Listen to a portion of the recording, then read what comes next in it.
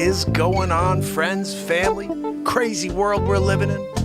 It's day 1029 in a row of the Renaissance Man Show, and we're gonna get into it, just like we do every day, fam. So make sure you grab that popcorn, hit those notifications, and I'll see you in a minute.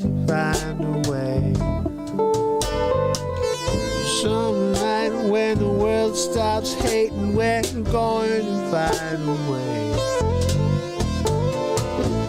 And I'll keep waiting until we find that day. Yeah, I bet I'll keep saying, I'll keep playing. Oh, until you meet us one day. Hey.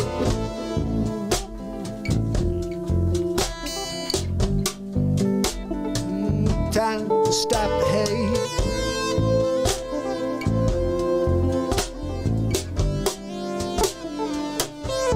Stop the hate.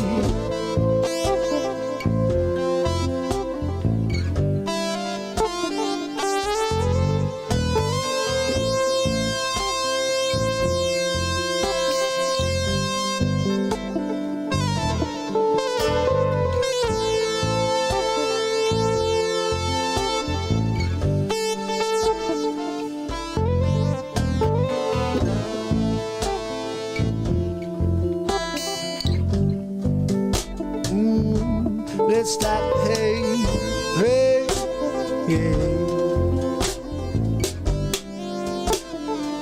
It might be late, but let's stop the hate.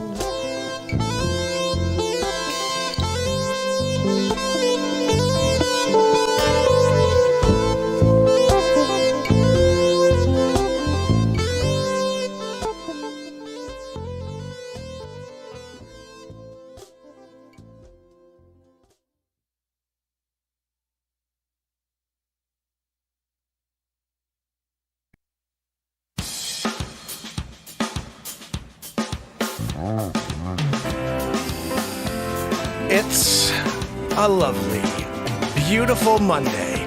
It's Mark Pires.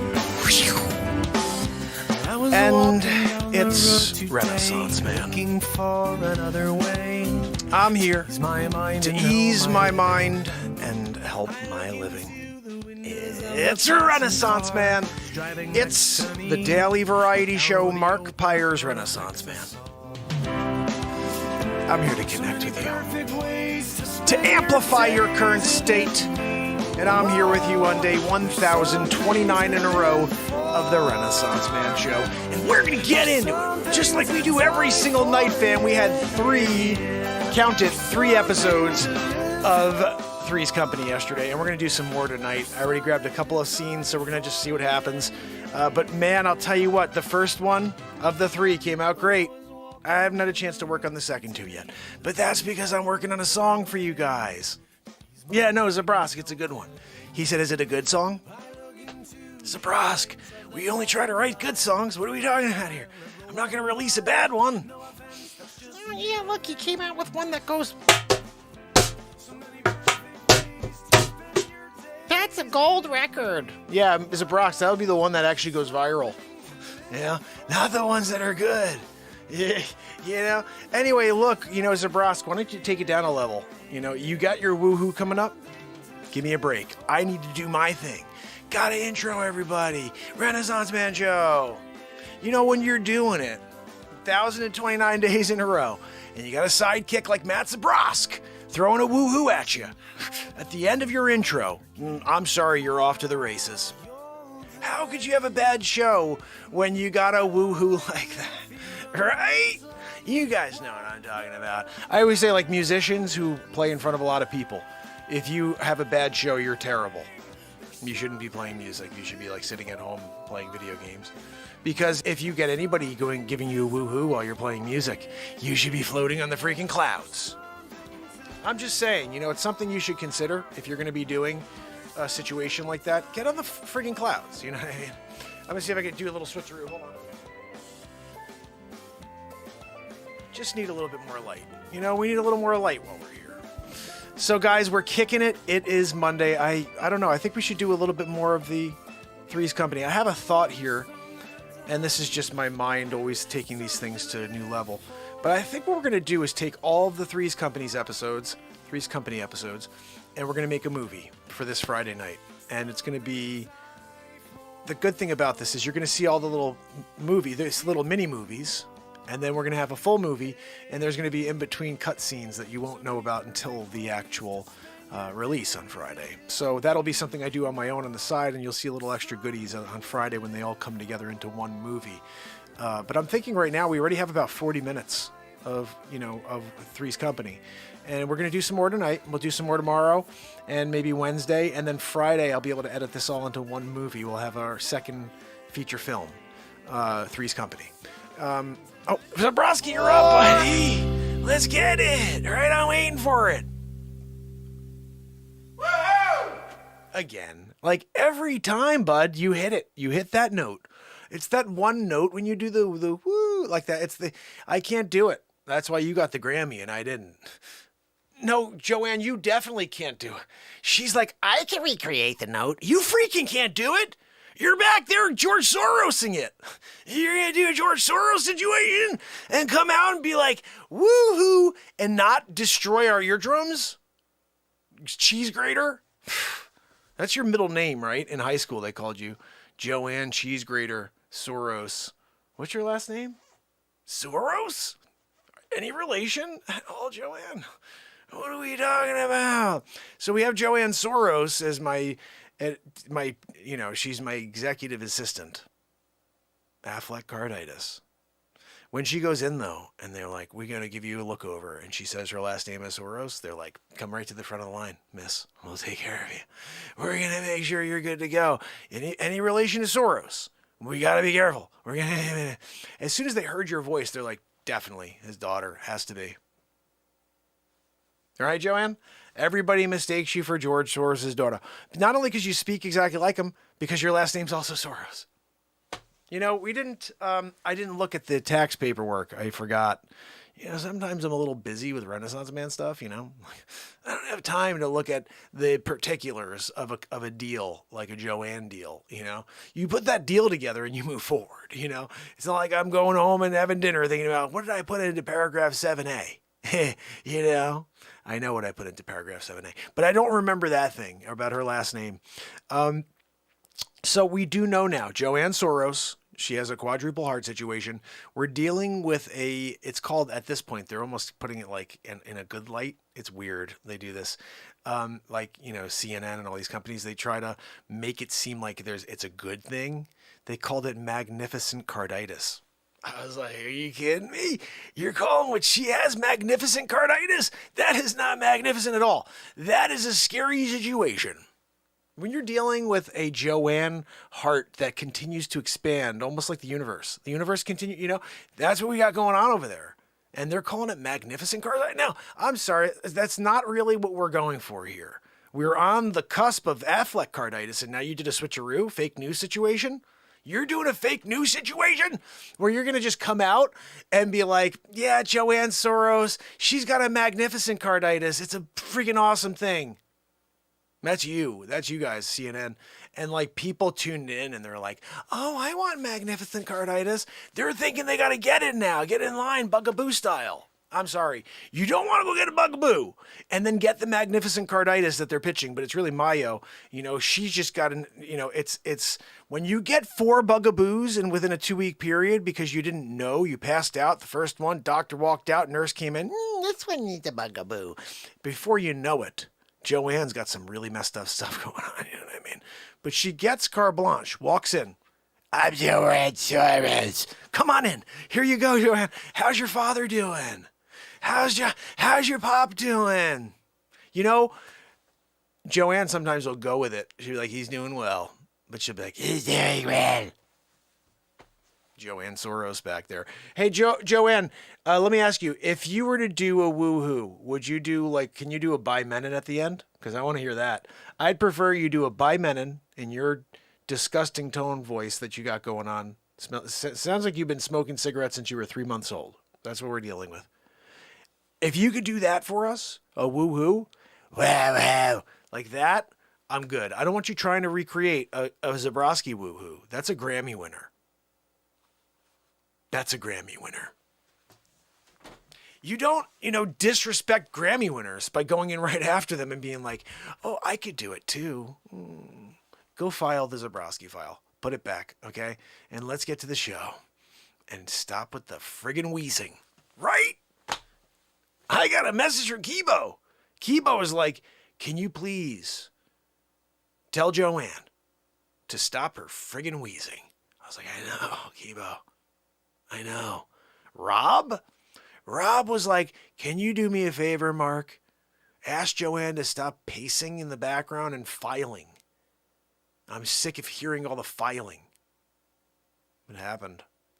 When Margaret Jones came by, I got like a messenger from her on Facebook. I hate Facebook. This is a Nazi book. I got a message from Margaret, and she's like, look, Mark, the heart beating in the background from the Affleck carditis, magnificent carditis they're going with this week on CNN. You think you could do something about that, Mark? Margaret, I got back to Margaret right away. I was like, Margaret, that's one that I just don't have any power over. Yeah. Especially when we get going and we're writing a piece of music. We're doing something, right? Mm-hmm. Joanne back there? My goodness. That heart starts doing like arrhythmia style. Boom. I get all my songs from that. Oh, Mark, you write such great songs. No, it's Joanne's friggin' heart giving me all the beats. I hear the beat. I'm like, yeah, that's a good beat. Let me find some music to go with that. Boom. She's got a weird suction thing going on every once in a while. You guys heard that, right? Hold on. Right there. You heard it, right? It's crazy, But when Joanne Soros is your number 2, when you got that going on, you know what I mean? It's a good day. It's a good day. Magnificent carditis. Joanne, I think you should actually get like a legal proceeding going. That's liable right there. I think that's what it says, liable. They're liable, I believe. I'm not a lawyer. I told you, you should have had a lawyer look at your freaking contract before you agreed to be paid $500 an episode. Who the hell would agree to $500 an episode? Joanne over there. What a stroke of luck, right? For Joanne. She gets the gig of a lifetime. Renaissance man, admin, filing the Zabrowski file. She gets to see Matt Zabrowski every day. Come walking in the room, Grammy winner, sitting down, getting ready, drinking a yoo-hoo for his woo-hoo. Joanne sits back there in awe. Sometimes she's just like, it's Zabrowski. Look, I get it, Joanne. Zabrowski's he's pretty spectacular. I wouldn't go as far as saying he's magnificent. They did that with your heart, though. They called you magnificent carditis. That's an odd one. Because it's starting to get a little stuffy in here because your heart has expanded your body and the cavity in your chest. And I'm starting to feel you in a way. Like the energy of you, I'm feeling it. It's all over me right now. And then when I got a message from Jacqueline Grace, and she's like, Mark, all of that doll hair that you've been paying Joanne, stacking up in the background, it's looking a little sloppy on set, And I'm like, I know, Jacqueline. Like last week, you guys remember I had a big stack of friggin' hair back there. Blonde, brown, black hair. I had that too. Curly hair. I even had short, like Owen Wilson type hair. Of course you did. You had to go. Of course you're going to have a good time. Who said it, Bob? I'm going to use where go. I'm going down. I'm going to the vineyard. I'm going to go down and go up, Bob. I'm going to find Ben Affleck. He's got a massive head. What are we doing? No, I know, Joanne. Dead on. Whatever. She's always just like trying to pile on in the background. I'll go in the back of it. Wow, guys, you come down, hang out. Tuesday. Tomorrow, you got to get garbage out. Garbage man comes 7 a.m. You do your show. Go outside, bring the can. You roll it down the street. Look, we got rain outside. Should have done it already. And Joanne will go in the back and be like, that was good. I don't freaking need you to tell me, okay? Christopher Walken? Whoa! You get Al Pacino coming out to a party. Who knew? I'll go have a good time. Hoo-wah! She goes, that was pretty good. Pretty good, Joanne? Okay, hold on a second. I told you, just should have told you as a horse. Don't mess with me, okay? I'll touch you out to effing. I can't swear here. I don't do it, Just don't do it. Joanne wanted me to throw the F-bomb. She's like, do the Casper Diaz part. F Casper Diaz. F the F at Diaz. Okay. She wanted me to go there. I just can't, I just can't do it. But then she still was like, that okay was pretty much dead on Scarface. I was like, yeah, I know. Thanks for letting me know, Joanne. Yeah, she's doing that in the back. Yeah, David's good. Soros. Right? I mean, when you're dealing with it, and every once in a while when I decide to just do like the old, Dr. Marvin, I'm doing the baby steps, Dr. Marvin. Bob, I don't treat patients on vacation, Bob. Faye, I'm doing an interview at Lake Winnipesaukee, Faye. Dr. Marvin, I brought Gil. Dr. Marvin, I brought Gil, Dr. Marvin. Bob, do your baby steps, and I'll see you when I get back from Lake Winnipesaukee.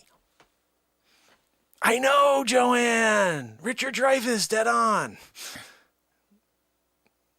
I do appreciate that one. No one does Dreyfuss. And when you get that support from Joanne, sometimes it's a good thing. Sometimes you're like, thank you, Joanne. I appreciate that, And, other times you're just like, whatever. Joanne, what kind of critic are you anyway? You're going to critique my Christopher Walken? You're going to critique my Al Pacino? What?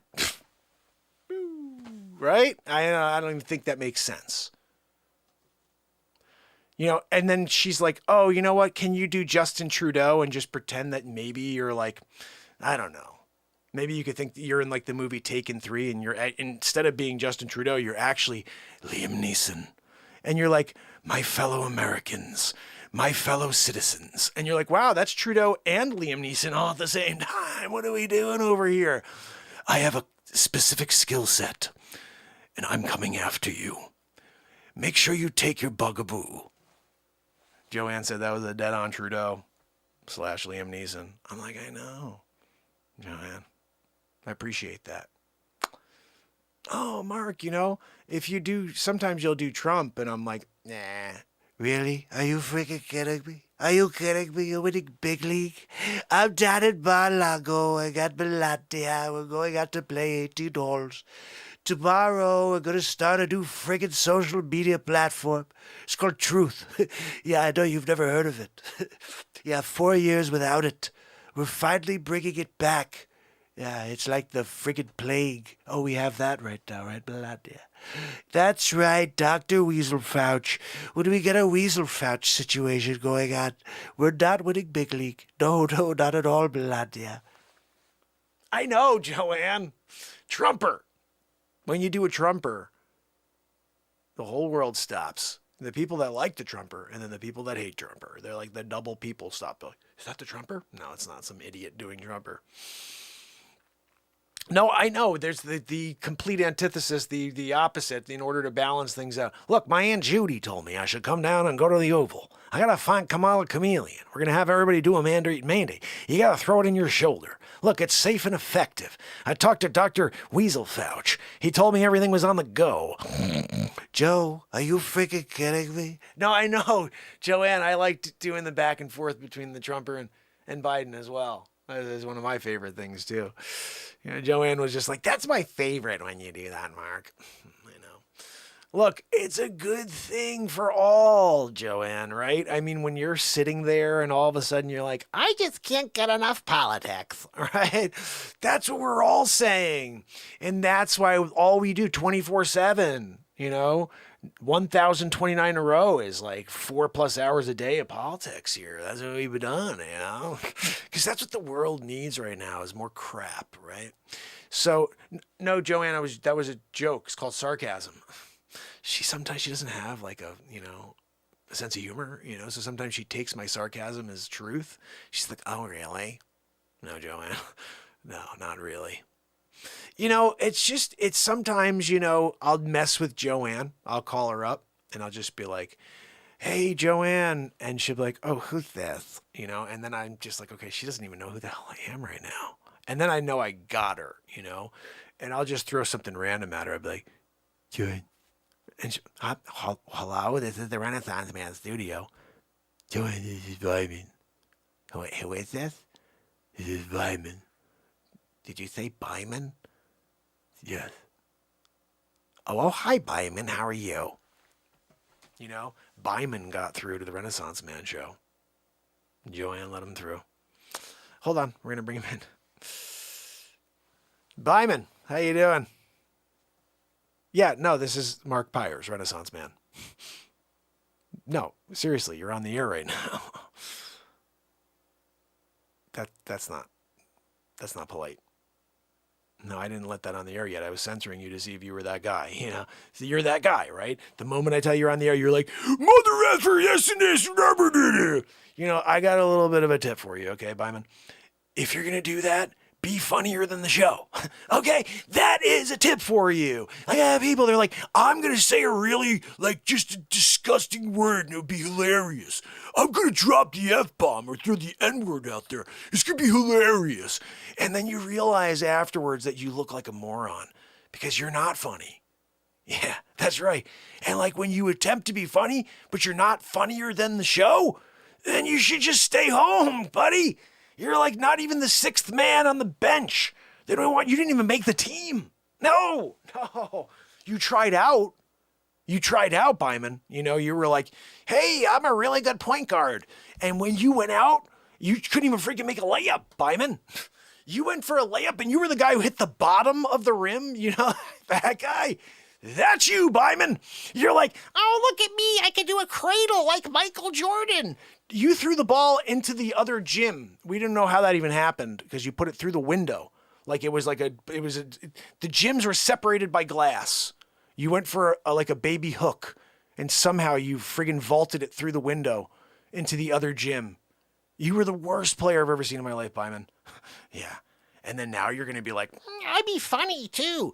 Worst player, not funny. You're like, what are we doing, Byman?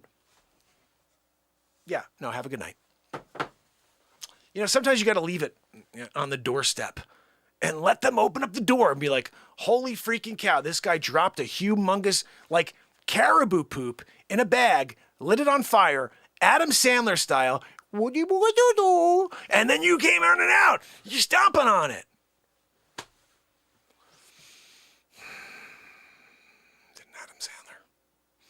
You know, when you're doing an Adam Sandler, dropping poop on people's doorsteps, you know?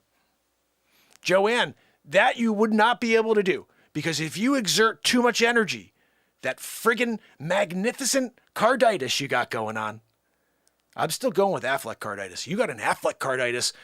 That thing is the biggest heart in history. They took photos the other day, x-rayed it. It's in the books. 7 pages in the journal.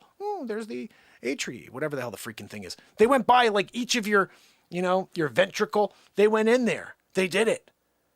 They needed 7 pages just to get it all in the journal, medical journals. Don't worry about it though, Joanne. You will live on. No one's ever coming close to an Affleck carditis. That is you forever. Everybody's always like, I held the record once. That's an all-timer for you. No one ever will eclipse the Affleck carditis. You should be proud, that you went and got 97 bugaboos. You're like, I'm going to do it. Yeah, you're like this freaking spokesperson for Pfizer. They're like, oh, well, look at us. We got this freaking magnificent carditis. CNN pitching that magnificent carditis situation, right? And she's like coming out. They're like, she's already out of breath. Arrhythmia.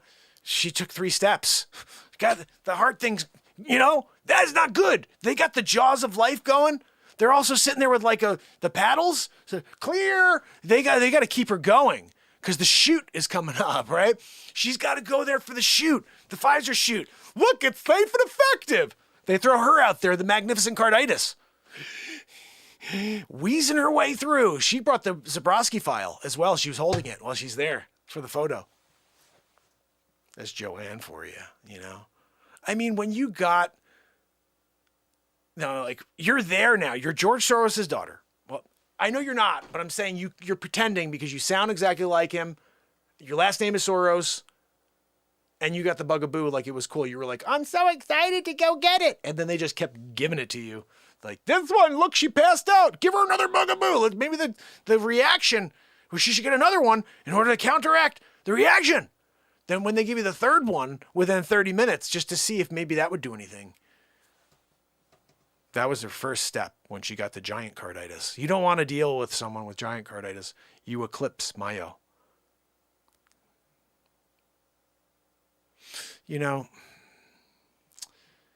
It's a shame that new medical terms were created for Joanne, Everybody else has got a Mayo. Everyone's like, I got the myocarditis. And they're all like thrilled that it's all they got. Joanne is not happy. She is not a happy camper. No, Joanne, why don't you put it on the screen? Why don't you type it in and put it on the screen? You have access to the chat. Go in there and type away. Yippity yappity you. Oh, GoFundMe.com/Joanne from the Renaissance Man Show's massively ridiculous heart that's about to explode that we need to excise and replace immediately before she dies. .org. Type it all in, Joanne, and everybody's going to go and they're going to donate.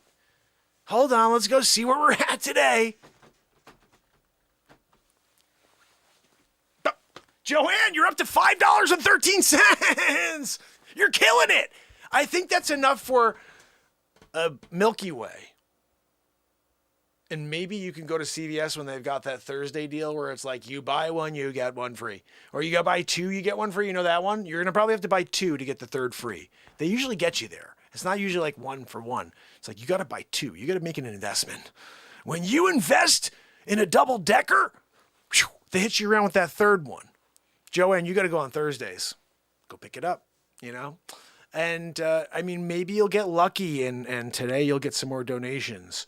But remember, it's such a short, GoFundMe page to remember. Everybody remembers it. It's not like they're not remembering it, Joanne. Because she's like, maybe you could make it shorter. And I'm like, excuse me? How much shorter could I make it? Right? Are you serious? It's like this short right now. You want to shorten it even less? What do you want to pick, Joanne? GoFundMe.com/Joanne from the Renaissance Man Show's ridiculous heart. She has 2 caribou a day that she gets. She gets paid $500 doll hairs an episode. And I also, the other day I said something else to you, right? I was paying you doll hairs. I'm paying you a couple of bucks. And I forget what the other one was. Maybe Rob could help me out. I said something else stupid the other day that wound up being pretty much perfect. What else do you call dollars? I don't know. I had something the other day. It was pretty good, Joanne. No, I know you don't want to help me.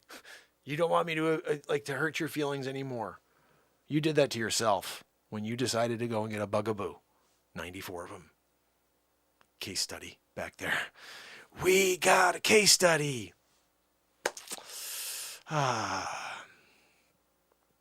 tell you what, guys. When you got a case study going, you got a giant carditis, potential Affleck carditis. This week, apparently, it's a magnificent carditis. I just can't believe that we, as a people, allow them to stain,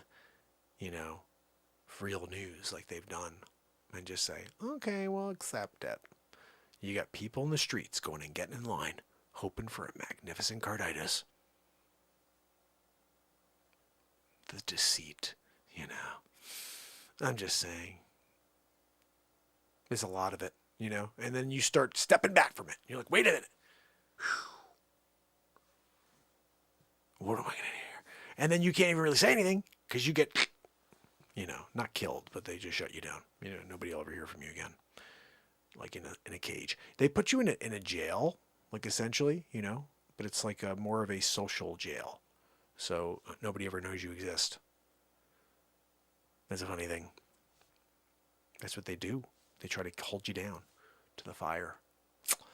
And they're really good at it, actually.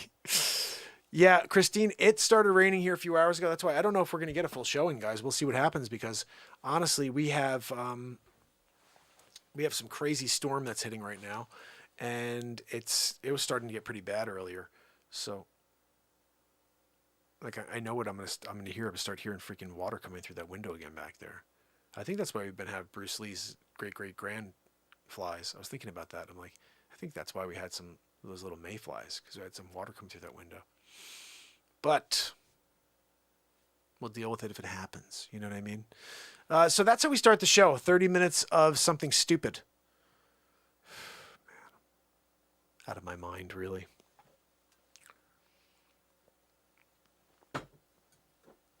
I love doing that. Just taking a moment and just going somewhere with it, and then it leads us so many different places. I mean, how many different places did we go in that bit? I started talking about CVS too, like the 2-for-1 deal. Like, what are we talking about?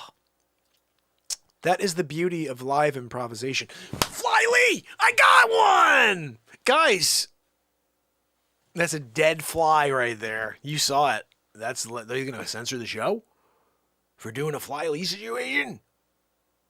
If you can't protect your space, what are we talking about? What are we talking about if you can't protect your space? So right now, guys, we have 26 minutes of Three's Company out there. And I recorded 2 more bits. The second one was probably the best yesterday because we made a phone call I had a phone call come in from a new client while I was sitting there. That was the best one. That will be tomorrow. I'll get that dropped. Although this thing we just did now is going to come out, so I have to drop that sometime. We literally don't have a shortage of content. Like, I don't have enough time to get to all the content on my phone that we do on a daily basis. It's like I know it's an everyday thing. I get it, but like lately, especially, like all the stuff I'm dropping, it's like, just go watch the freaking show. The replay was the show was so much fun, and like I'm dropping all these pieces one by one, and I'm like, the other day specifically, I took out so much of the show. I'm like, that whole show should just be a movie. It should be a movie night. But my show is every night, so it's like, I don't know. It's really weird, but I'll tell you, like the flow of the show the other night was insane. We had an intro, we had a funny bit, then we had a piece of music, then I wrote a song, then we did some green screen stuff, and I was like, this is the epitome of like the perfect night where we touched everything. And I like that. I like touching on every little, I told you guys, for me, if I can somehow get every emotion in on a daily basis for you, that is the perfect show. We will touch every emotion. And that's the only way. That is the only way that life should be. I'm going to play you guys my newest song, although, real quick, we're going to probably do tonight What's on Mark's Phone, because I'm working on this right now. It's about halfway done. I'll try to get this out for tomorrow as well. Too much stuff coming out tomorrow, guys, so make sure you hit the notifications. Also, Telegram it. Check it out. Let's see. On Telegram, the link is right below. We're all communicating during the day, but every time I pop a premiere out, I shoot a note right before. I say, guys, the premiere is right now. Here's the link. when we go live, which by the way, I have to do that right now. Or Rob, hopefully you can pop it on and same thing, let everybody know that we're on from Telegram. And the good thing is that's what's cool about this. As a family, if I can't do it, anybody can pop on Telegram real quick and be like, hey guys, come join us, we're live. You know what I mean? Or hey guys, come join us, the premiere is on. So it's not necessarily that I'm going to always notify you when there is a premiere. Somebody else in Telegram may shoot a note real quick. Hey guys, Mark's got a premiere. He didn't get a chance to tell you. I'm on, come check it out. You know, so Rob has been doing that, which is awesome. I love you, brother. Check this out, guys. This is going to be coming out.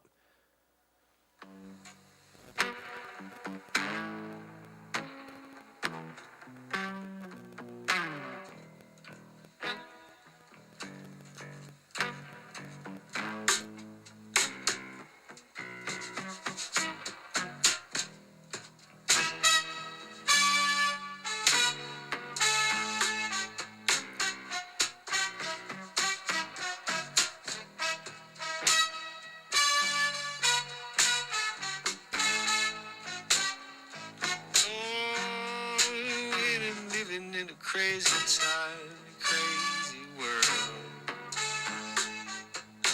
People acting out of sorts, yeah, they fear-driven, psychological.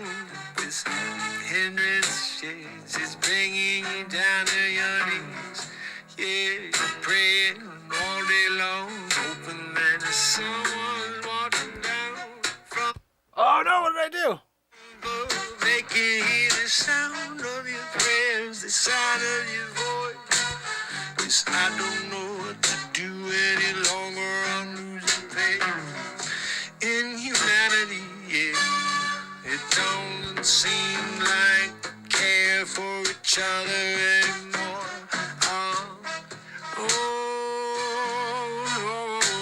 It's Ready? just lie to lie. It's just lie to lie. Woo!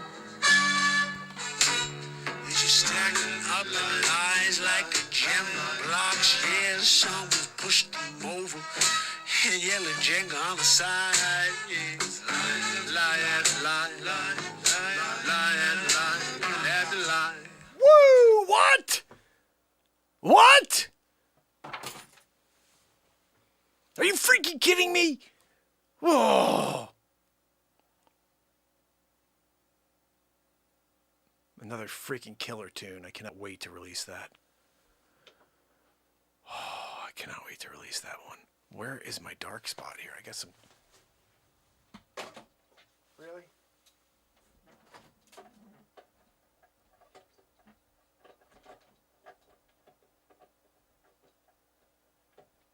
Ah.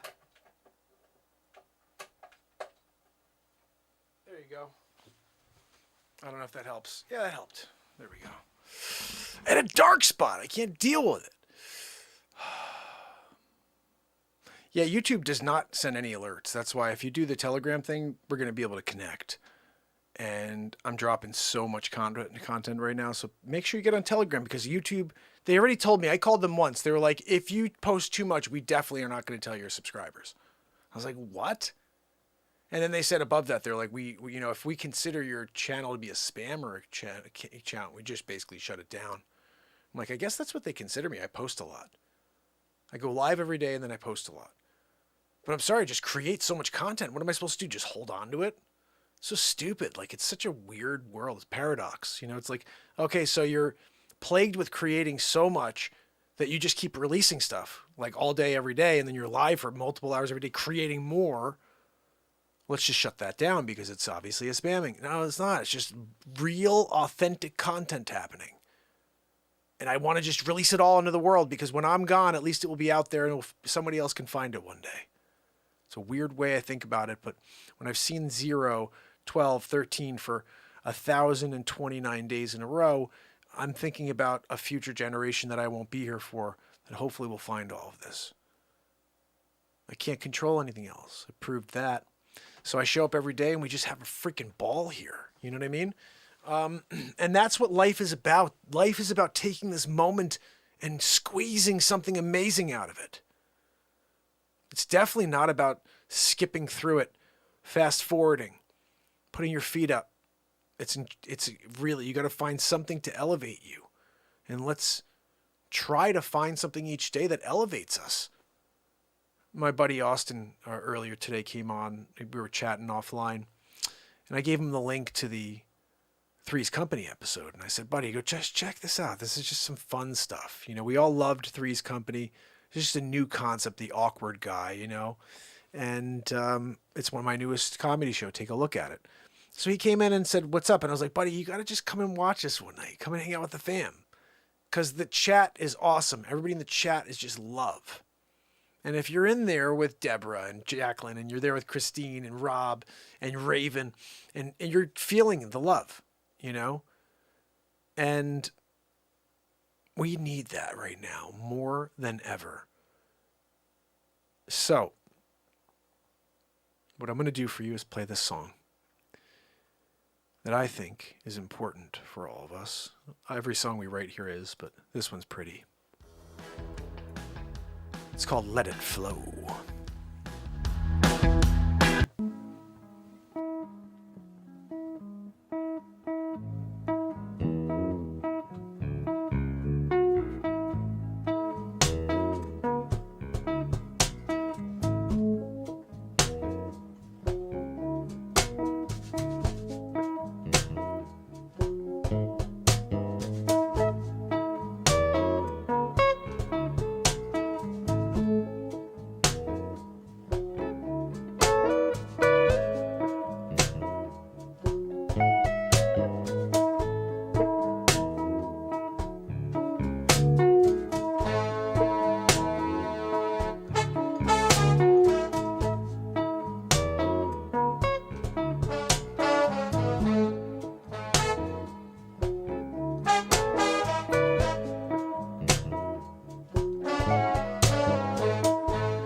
Summer come and gone, 2021. Nobody remembers anything, 'cause we're on the run from all the fear that's driving home. Everyone can see that they're lying, but we can't stop what's coming through the TV.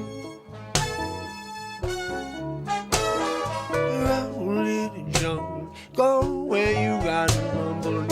Yeah, you fumble through life. You try to find what's right, and no one's telling you the secrets as you go. Yeah, you're trying to find the golden nuggets, and you roll one to the other. Yeah, there's no way to smother a moment, no. You got to let it flow, flow, flow, yeah, yeah, yeah. Got to let it flow out of you, let it go, let it flow. Whoa, whoa. You got to let it flow, let it flow, let it flow. Summer come and go, now it's fall before you know. But when turn on the TV,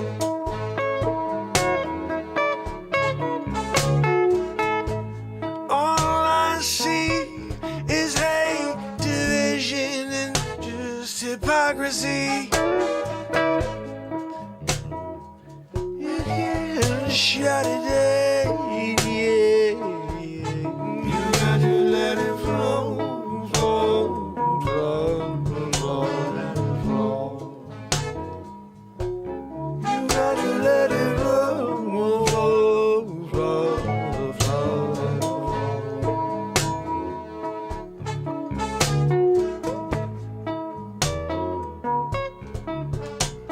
When it all goes down, when you hear the sound, the trumpets, they're ringing out loud through the clouds, yeah.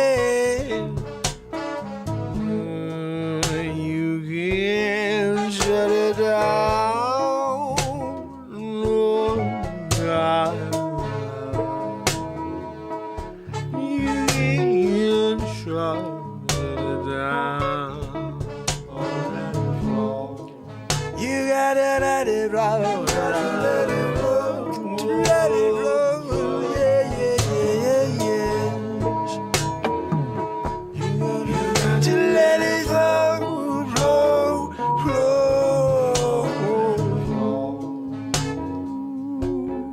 Got to let it flow, flow, flow.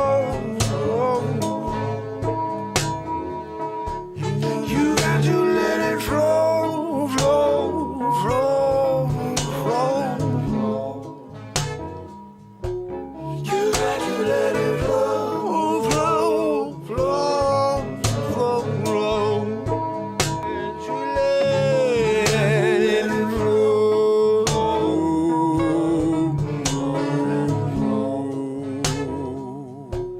You got to let it flow, flow, you got to let it flow, flow, flow. You got to let it flow.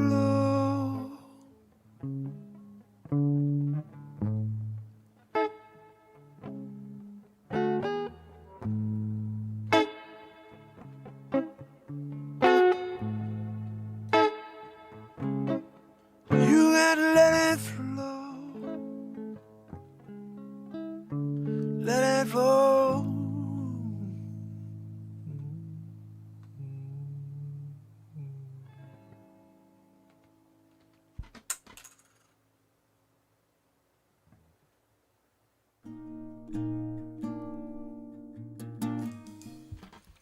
This black rubber let it rectangle is flow. weird. What a song we got there. Great. Oh, man. I'll tell you what, that one right there just gets me going. But so does basically everything else we've been writing. I mean, they're all just touching on different emotions, essentially, you know? Like, you got to let it flow, and then all of a sudden you play something like, I mean, this right here is the same vibe, but it's more upbeat, and it's got just a, I don't know. We're going to play this one back to back. These are two brand new songs that'll be on the album coming out in 6 days. We have the 10th album of the year coming out in 6 days, guys. How about that? And that song you just heard will be on it, and this song right here will be on it. It's called We Are the Sun.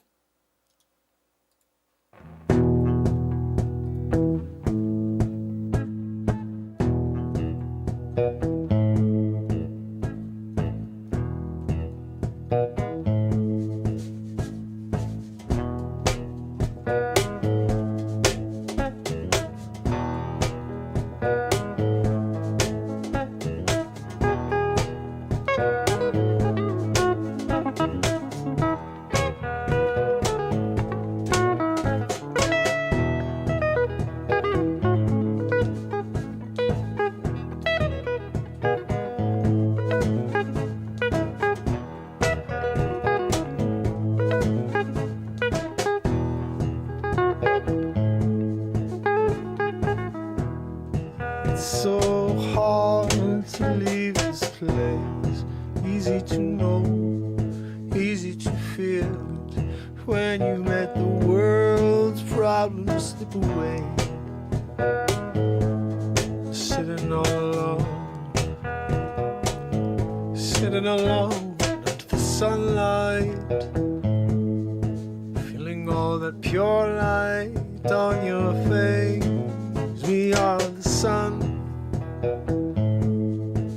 We are the sun.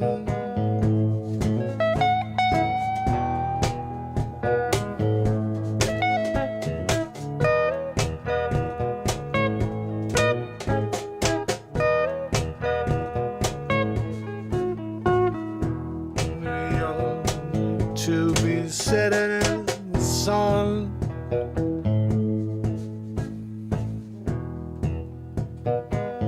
Feeling all of that beautiful pure light on your face. Place all that negativity, yeah. You got it all inside you. It's a drain you. It's holding on to your core. You can't get rid of it. You got to let it go. You cannot let it take your soul. No, you cannot let it be a part of you. You need to detaching from your everyday. Just show up and we'll help you with that. Yeah, we'll help you with that. We are the sun. When it's dark outside, we'll leave the light.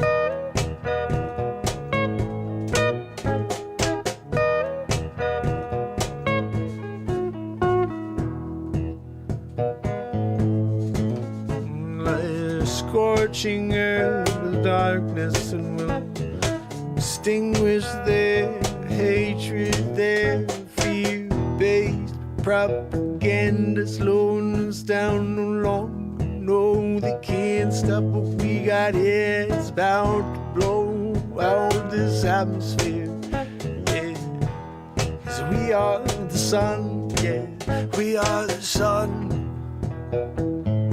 We are the sun, yeah.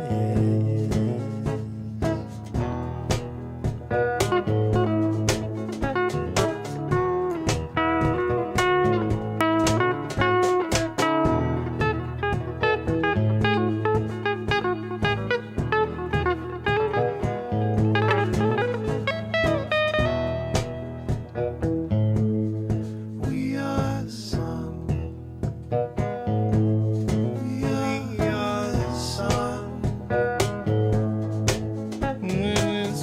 Dark outside, and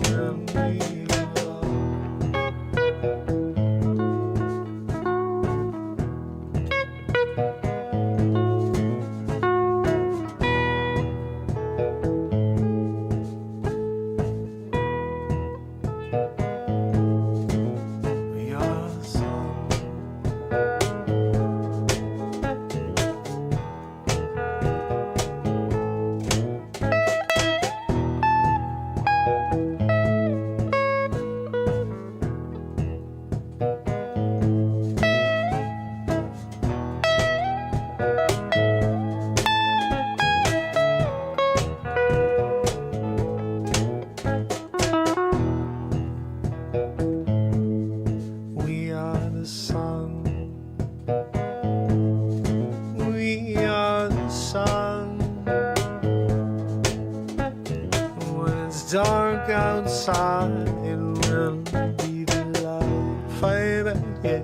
So let fire back, yeah. We are the sun. We are the sun. Yeah. We are the sun. We are the sun. We are the sun. It's dark outside.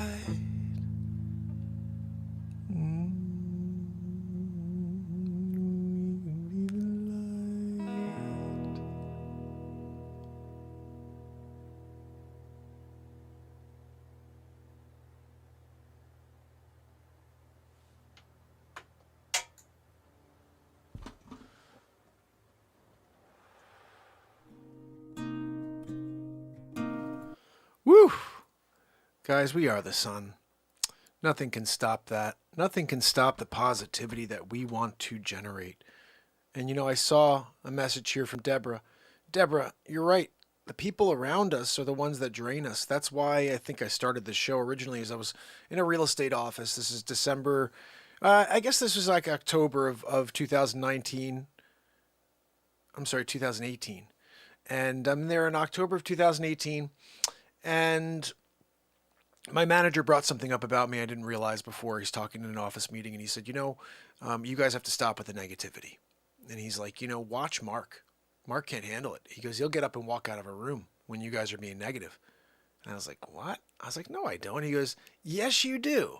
And I was like, really? He goes, next time you guys are doing something, watch how Mark reacts. He physically gets uncomfortable, and he'll get up and leave the room. And I was like, that is so not true. Well, what do you know? Like later that day even, it was like the next day, whatever it was, now it's fresh in my mind. That whole Raz filter thing, when you start recognizing things, it's all you recognize. And so now I got this in my mind that I'm some way I didn't realize before.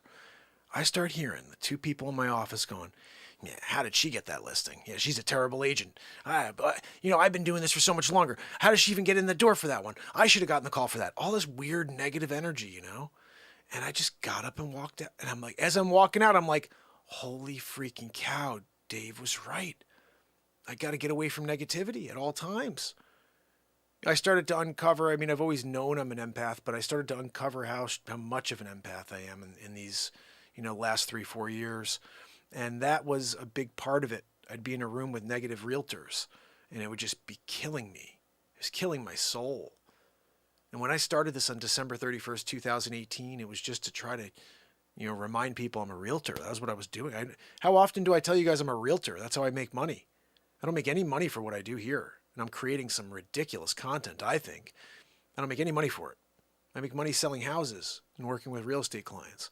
But I never ask you guys, like, if you're ever buying or selling or know anybody who's buying or selling, shoot me their info and I can help them find an agent. Or I'd love to work with them myself if they're in New York or Connecticut. But outside of that, like, I could help anybody in the country. If you're in Toledo, I can find you the best agent in Toledo from Berkshire Hathaway. If that agent helps you, they'd pay me a small referral fee. It comes nothing from you. You're paying them a commission no matter what. Out of that commission, they pay me a referral fee. We do it all the time. I give out referrals all the time. But I never ask you guys for that. And that's poor on my part. I'm not a good businessman, really, if you think about that. Like, I haven't figured out how to monetize and make money for all this great content we're creating. Nobody sees it, so I can't, but then also I'm out there in a real estate business. And then when I'm here actually in front of people, I'm not saying every day, hey guys, don't forget, I sell real estate during the day. Just give me a call. I should just mention that every day or have a commercial at the beginning that says, I'm a real estate agent. Yes, I'm here to try to save this world from the darkness every night. I jokingly say sometimes on Facebook, I was like, realtor by day, trying to save the freaking planet every night at 10 o'clock. What are we doing? Realtor by day, constant content creator by night. I don't know what else to call myself, but the Renaissance man, because we do so much stuff here. This is not a one-trick pony, and I would never want it to be. I had a buddy once who was like, you got a niche. Pick one thing because people want to make sure they come to see that. Are you going to write songs every night? Just do that. You make people laugh? Do that every night. You want to inspire people? Do that every night. You want to talk about real estate? Do that every night. But you can't do it all. And I was like, I don't like that. I don't like you telling me I can only do one thing. It's like the person who told me you can't go every day. Nobody wants to see you every day. My brother. I'm sorry. Don't tell me what the world wants, what the world needs. Because right now what they need more than anything is this show. And I know we're still trying to reach people so they understand it, but we've been here for them from, December 31st, 2018 on. I laugh. A lot of people have a problem with the previous president, the previous administration. I don't really care how people think because politics is horrible. Both sides are terrible. But I do think if anybody ever comes across the show in 15, 20 years and we're still here putting it on, they really should thank the previous administration, because without that hatred in this world that was created by the fake news and by the agenda, I never would have done this. I never would have started this. I'd be upstairs still right now, every night, putting my screen down and watching a movie or playing my golf simulator. I used to love that, guys. It was my favorite thing. I worked my tail off in real estate. I come home, I put my screen down, and I got a 120-inch screen upstairs with a projector. The quality, it's like a freaking being in a movie theater. I used to do that every night. I used to do it every night. My wife used to be like, you put the screen down every night? Yeah. I worked my tail off. I sell real estate. I'm coming home and I'm going to put my screen down. If I'm going to watch, I'm not going to watch on the 60-inch screen. Are you kidding me? I got to have it on the 120 on screen. I'm a visual guy. I'm an artist. I like to see things. I want it to freaking be as big as possible, So I had that huge screen going. I haven't put it down in 1,029 days, guys. I think I put it down once for Super Bowl or something last year. That thing's been sitting there dormant. I used to think to myself, man, I'm going to burn out this projector. I'm going to burn out the mechanism for the thing to come. It's like $1,000 screen. I'm like, I'm going to have to buy a new one. I use it so much.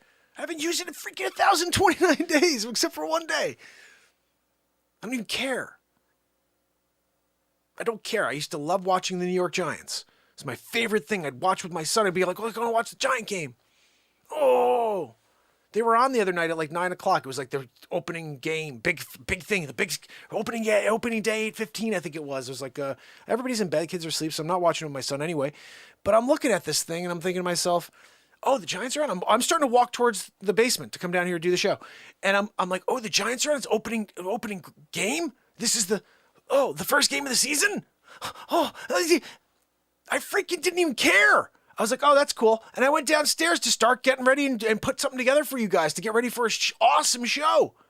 I have no care to do anything in this world except for take care of my family, spend time with my kids, and be here for you and with you guys. All this is my hobby now. I don't have any other hobbies. I realized I don't play golf. I used to love to play golf. I used to play golf all the time when I was, pre-Renaissance man. I haven't played golf in 1,029 days. I played golf once. I played golf with my kids once, but not played. We just went and hit golf balls. It was recent. I have no interest in going to play golf, spend 4 hours on a golf course. I'd rather be here with you. I'd rather work on a piece of content to deliver for you. I'm all in. I think you know that by now. But I'm not just all in because, I don't like those other things. I did very much like those other things. I loved playing golf. I loved watching my movies. I loved playing Golf Simulator, whatever. I loved it all. But none of that could touch one night of this. Forget about every night. I would forego it all just to make sure we could show up together every day. I don't care about golf, a freaking screen. I want to create something with you tonight. That's why I exist. It's not to sit back. It's to find something amazing in this second. And we're going to do that right now. I'm going to do that right now. My brother Wages is in the house. Good to see you, my brother. Oh, goodness. We are having a ball already. I want to say hi to everybody. Bex, my brother, how are you doing, bud? We love you. Christine Seidman, we love you. Rob, my brother Rob, we love you, bud. You know that. Deborah, talking about getting some negativity from people in the world. You're getting love from this guy. I'm just saying, we love you. Oh, my goodness, Jacqueline Grace. You know we love you, right? Jacqueline, we got a Jacqueline Grace situation going on. You can't not love a Jacqueline Grace situation, especially when Kathleen Danford is, also kicking it. You're like, of course, because we love Kathleen Danford. We're doing a double-decker on that one. Kathleen, double-decker situation. You should know. Especially when Kibo comes down, because when Kibo comes down, we're like, Kibo, you know what I'm saying, Kibo? Because we love Kibo. We got to have more Kibo in the house. You know what I'm saying? We do sometimes, but not all the time. But we need more Kibo. We're hoping for more Kibo is all I'm saying, because we love Kibo. Margaret Jones? When Margaret Jones comes down, we're having a friggin' ball, right? I'm not talking about like one of those balls. I'm talking about getting down, crunking, you know what I mean? Like we're at the club and they're playing Lil Jon. That's what I'm talking about over there when we got something with Margaret Jones. But that's just the real deal. Mark came down too. Me? Anybody? It was the other Mark. Could have been anybody, but I think it's my buddy in Jersey. I'm just saying. At the end of the day, guys, you have to remember, Pamela Swan. We love Pamela, right? What are we talking about over here? We're talking about love in the house. And when we give it, we get it, right? Renee Woods, we know. There's nothing better than a Renee Woods. When you're there, right? All of a sudden you're like, holy freaking cow, who just came in through the door? Renee freaking Woods. And then everybody it's like all of a sudden you could hear silence. You're like, what the freak just happened? It just went totally silent in this room. We were all partying. And then it just went like, what happened? What are we doing? Oh, Renee Woods is here. That's what we're talking. You know what I mean? So just remember, these are things that take place. When Bradley Smith, my brother that we love, comes by, we're like, woo! He gets a double woohoo sometimes. Zabrowski will be like, oh, Bradley's here? He'll throw a woohoo at Bradley. You guys are pissed sometimes when he gets the woohoo. I know. I get it. I get it, And the most important thing is when you got an S-coupe situation, I'm not talking about you're sitting back and you're like M3 in that coupe. No, you're kicking in an S coupe, and it's like you got the Audi S coupe situation going and you're like, and you're just doing it. Because we love S-Coupe. We do. It's like nothing better than an S-Coupe. May I also point out the one and only and the amazing Sig Sauer that we love, but I love too. That's my brother right there. When we get a Sig Sauer situation going on, we're protected, is all I'm saying. You are protected by a Sig Sauer situation. Just look into it. You got to spell it the right way. Did you know, by the way, that Sig Sauers are actually manufactured in my town? Just figured that one out. Pretty cool, right? I'm just saying, when Sig was like, buddy, that's my name, I was like, dude, you're like created in my backyard, and I love you. We got an I love you situation for Sig Sauer over there. I have to make sure we grab the rest of the fam over here, because Popsicle 777, you know I love popsicles.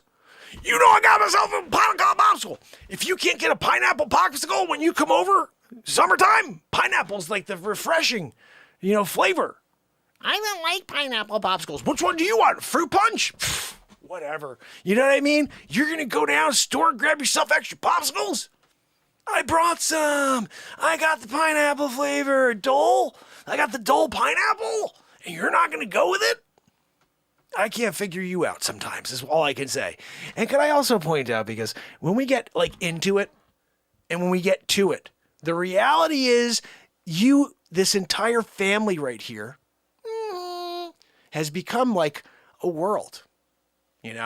It's become a world that has become a creation because of my brother, Mark Wages World.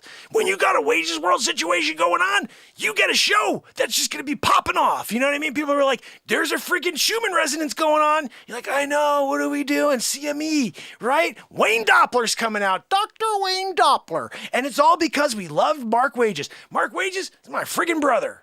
I love you, brother. So I just want you guys to know that. I think that may be my new thing, but I want you to know every day how important you each are to this show.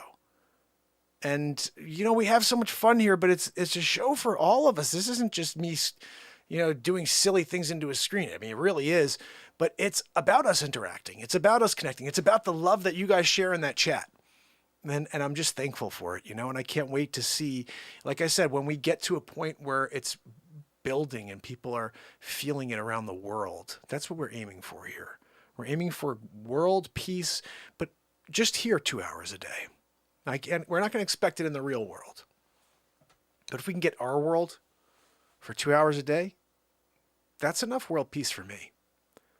So if you're on and you're into that, start sharing. I know a lot of you do, but do it differently. Grab a clip. Go screen grab it. I screen grab everything you see. I have to screen grab. So I liked something from the show. I go in and I screen grab it, and then I turn it into a full show for you, or a movie. But you could take 30 seconds. You could take a minute of something you thought was funny or a piece of music you loved. Share it on your pages. That's not from me personally. Hey guys, I clipped this out from Mark's show, the show I watch. I think you'll get people to see that. But if you share my links, I think there's like something connected to my links where people don't see it when you put my links out. It's just the same as when I put it out. They've got the links. They got anything that comes from the show like suppressed. So the best way to do this is do the old school, the green grassroots situation. You take a bootleg. Oh, I clipped this out. This is this guy, Mark Pires, Renaissance Man. He's live every night at 10:30. I bet you start doing that and sharing it around that way, we're going to get the world to find this very quickly. It's a very weird thing, but not sharing my actual clips is the way for us to blow this thing out of the freaking water. It's weird, but like when people share it, nobody sees them. My buddy Austin told me that. He's like, I don't know, buddy. I think they have your algorithm messed up, because even when I post anything of yours on Facebook, I don't get any likes, any comments, but everything else I post, I get 5 to 10 likes and I get tons of likes, and I get 5 to 10 comments on everything. But every time I post anything that's like Dr. Facce or anything you've done that's funny, but also hits truth, nobody sees it. And the other day, Trish was on, we had 1 view on Facebook after a 3-hour ridiculous show. I was like, these freaking sucker chooches. But I have to laugh about it, guys, because what I'm saying is that what's important is what we are building here is only going to grow because we have love. It starts here. And if we can aim for that world peace thing, again, on the Renaissance Man show, we have world peace every day. That's all we need. That's all we need. I will take 22 hours a day of this disgustingly, ridiculously, it's filled world in order to have my 2 hours here with you guys of world peace. So that's what my trade-off is. And that's why I'll show up every day for you. And if I continue to be the real estate agent who does that every day and shows up here and is a hobby for the rest of my life, I'm fine and happy to do that because you guys right here are the energy that I need. And we share, we just recycle. And whether it's 0 or 23, the content generates that energy. This beat seat, everything comes from a positive perspective. So the intention is for you to feel good, then you can feel good. It's funny how that happens. Funny, the other day, one of our family members was like, why do you keep they're doing the horn sign or something? I was like, the horn sign? I was like, what do you mean? I think Red said that. I was like, what? Oh, is that something about you're doing the horn sign a lot? Is that like a sign or something? And I'm like, I started trying to figure out what it was. And then during the bit the other day, I remember I was just like, I think I went like this. So like one of my bits, like I'm always doing hand things with my guys when I'm in the middle of doing improvs. And I thought it was pretty interesting. It's like, man, how crazy smart do you have to be, or how crazy good at comedy would you have to be in order to be funny, and then also like somehow do some weird signs to other groups of people out there? Like that would be like off the charts. You know what I mean? But first of all, I don't even know anything about that. I also think like those types of conspiracies come up when people are really reaching. We're a reaching society right now. But just ask yourself, search your soul. If this was ever one of those shows, you really think I'd still be sitting here to 19 people after 1,029 days in a row if I had that power, if I was connected to some groups or whatever? No, I'm in a freaking hole, guys, because I'm the truth, the way, and the only way that we can get to the positivity in this world that I see. I don't know any other way. Everywhere I look is crap. Oh, negative here, negative there. Everything's meant to stoke fear in us and keep us distracted from the second. I want to just delve into the second. I want to delve into the second. And again, I told you yesterday, the meaning to life. I never knew it until yesterday. I mean, I did, but the meaning to life is to take this very moment we are in right now and live in it, breathe it, accept it. Love it, because it is short. That is the meaning to life. You only get one. So, and when I mean that, that's literal. You only get one. You get one breath. You get one life. You get one day. You get 1 hour in this day. You get 1 second in this day. You get one October 25th, 2021. There's only one of everything. There's only one of you. So, use those breaths wisely. Take that moment and live in it, because that is the meaning to life. The meaning to life isn't to gather as much money as possible and put it in a bank account. The meaning to life isn't to put people down. It isn't to go out there and to have power. It's to live in the moment. It's to feel this moment and appreciate it, have gratitude for it, bring people into it, help them find something positive in the second along with you, because if you do it alone, you're going to be lonely. And also, there's no reward in doing things for self. I think the reward is when somebody else is affected by your positivity. Our motto here is to affect a positive change one person at a time. That's the goal. I've been here every day, hoping to reach someone new each day.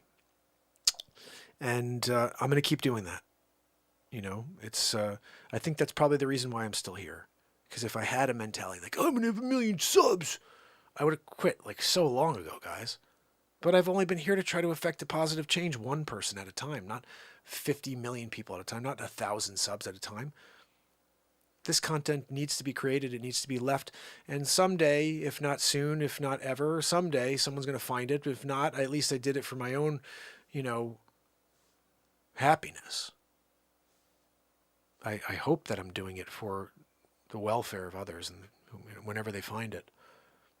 And I hope that they're able to smile and feel something, because that's what it's for. When you live in the moment, you create something in the moment.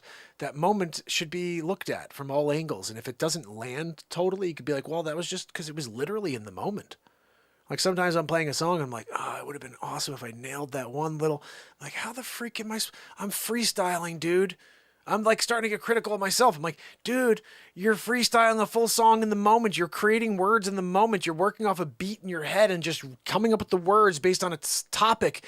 And literally, what do you expect, Mellencamp? But we keep coming up with it. But I'm like, I'll hear little things sometimes. I'm like, oh, it would have been good if they're live moments and they're freaking powerful. So I don't want to ever critique myself on anything, because they're one moment in time. I look back, like I was thinking about songs like Stop the Hate, great song. The problem with Stop the Hate, and this is the reason why I don't play very often on the show, is like 13 minutes long. I got to stop at the 13-minute songs. That's why I haven't. All of them are 5-6 minutes long now. Maybe get a 6 or 7, maybe 8 minutes long. But I got to keep them shorter because nobody wants to hear a 13-minute song, even though this thing is freaking fire.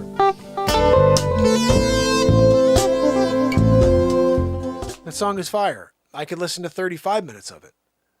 But people don't want to hear 35-minute songs. They don't want to hear 13-minute songs. And a lot of them are like that, like even this one. Right now. You got to go away. You got to go away. That song is 13 minutes long, 11, 12 minutes long. It's freaking awesome. It's a ghost story. But I didn't cut it down like I've been doing. I kept a lot of the jamming in there. Sometimes there's errors, and I'm just like, ah. But now I'm doing it clean. I'm spending the extra time. I'm making sure they're smooth and they're controlled and they're not going to just extend. So you're like, okay, move on, buddy. So that's the thing, is everything's a progression. A year ago, if you go back and listen to album 1 all the way to album 9, album 10's coming out in 6 days. If you listen to the first 9 albums of this year, and then you listen to my 10th album, which is going to, 6 days from now, you'll see all the songs in this 10th album are like 5 to 6 minutes long. Stuff on the first couple albums, you'll see 23-minute songs, 16 minutes, 18 minutes. I was like loving the jam stuff. I was like, we're doing long jams. And then I started editing down. I was like, okay, let's just make these really cool tunes. I think the one that got us to do it first is this one. This song right here is the one that first got me to try to say, look, I got to make things shorter. And this one, I should have gotten even a little shorter. I should have taken one more of the choruses out and just made it one less, and it would have been absolutely perfect. But I'll take it. This is a song called Anything. This is actually Sid's favorite song. If Sid was here, I'm not sure if he is. But this is Sid's fave right here. It's called Anything. And this is when I edited and I started saying this is the way we need to do with every track. We need to get him down to something like this. Rick was born in 2014. He was diagnosed at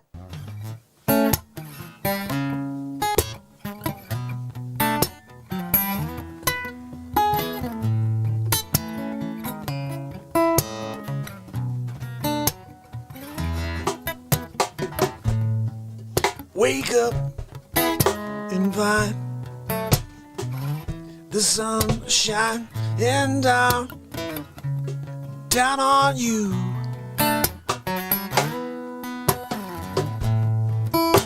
Nothing can bring you down. No. You're going to lead with light.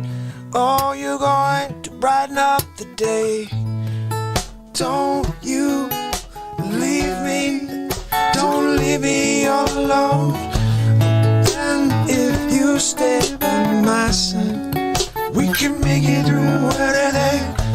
So hold my hand through the night, through the day, every day. We're gonna make it my love. We're gonna make it through. Me and you, we seem to get through anything. So if someone catch you off guard, that's okay. You just stand your ground and say, get out of my way. I'm going to find the positivity, and you can't stop it, no, not even if you try. No, I'll tell you why. I said, don't you leave me, don't leave me all alone. And if you stay by my side, we can make it through anything. So hold my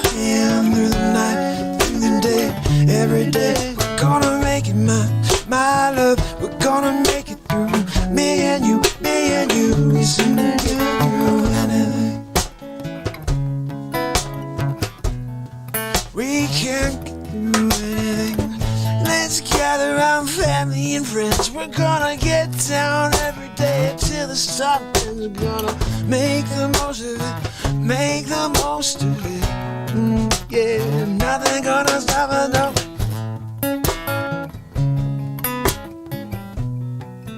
Nothing can stop that smile on your face. No, no. Nothing can replace it. No, you're going to change someone's day today. Don't you leave me. Don't leave me all alone. And if you stay by my side, we can make it through anything. So hold my hand through the night, through the day, every day. We're gonna make it, my love. We're gonna make it through. Me and you, we seem to get through anything. Come on, family, let's gather around. Get together now, say, come on, the family and friends. Yeah. We're gonna party till the time ends. Yeah, come on, yeah, family and friends, party together. We can make it. This time gonna bring to the better. Because of you can say, don't you leave me, don't leave me all alone. And if you stay by my side, we can make it through anything. So hold my hand through the night, through the day, every day. We're gonna make it, my love. We're gonna make it through. Me and you, we seem to get through anything. We can't get through anything. Oh, I'll tell you why. I said, let's gather around family and friends. We're gonna get down every day till the sun ends. We're gonna make the most of it, make the most of it. Yeah, nothing gonna stop us, no. Let's get down, family and friends. Let's get down, let's make the best of it. Oh yeah.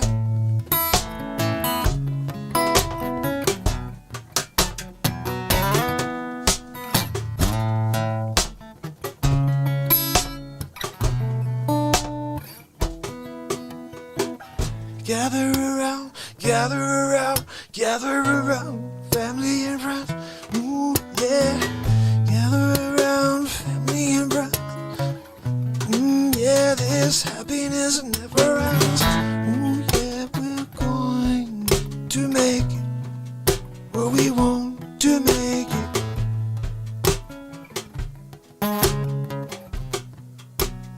Nothing can stop us, no.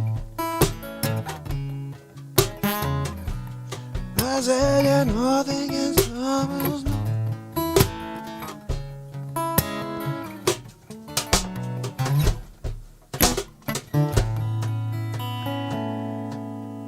Ooh, let that funk move you. We haven't listened to this in a while. We're rolling. I'm gonna get some beat seat going on this too. Ready? Pop quiz time. This is on one of my Which pair of albums these as well, Adidas guys. NMDR1s This is letting was some purchased funk with move you. brackets in? It comes with. We gotta let that funk move you.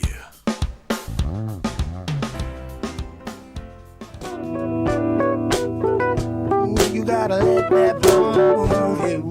Oh yeah. Here we go. You gotta let that funk move you.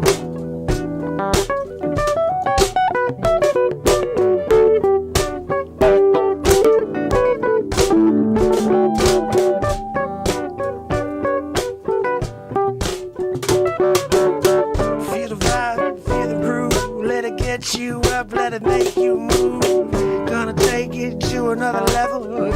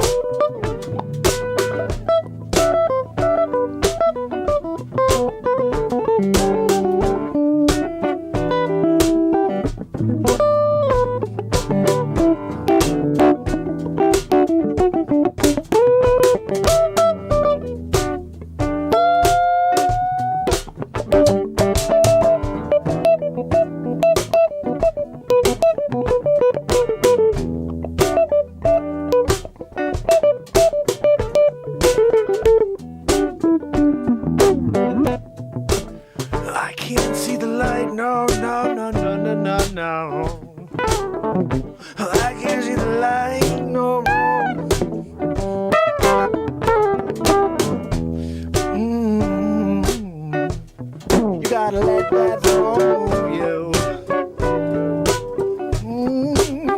Oh, I said, yeah. You gotta let that funk move your groove. You gotta take your funk, go. You gotta go outside and let that feeling out. You gotta let it out, yeah. Let that funk move you.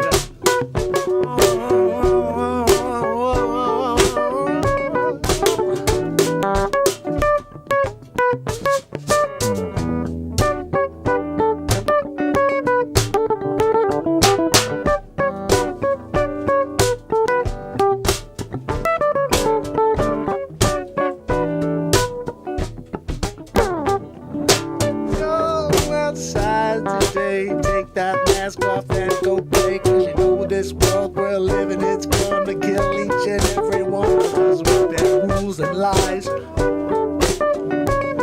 gotta let that funk move you, yeah. You gotta groove you, yeah. You gotta move, yeah. Whoa. You gotta let that funk move you, yeah, yeah.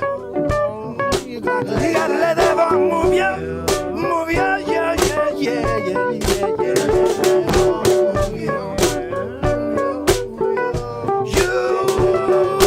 Let that funk move you. Whoa. Let that funk move you. Say let that funk move you. Let that funk move you. You gotta let that funk move you. Let that funk move you.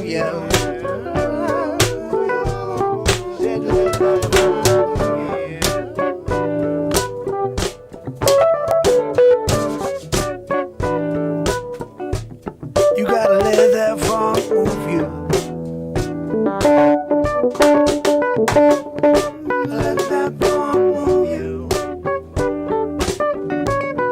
Gotta let that funk move you.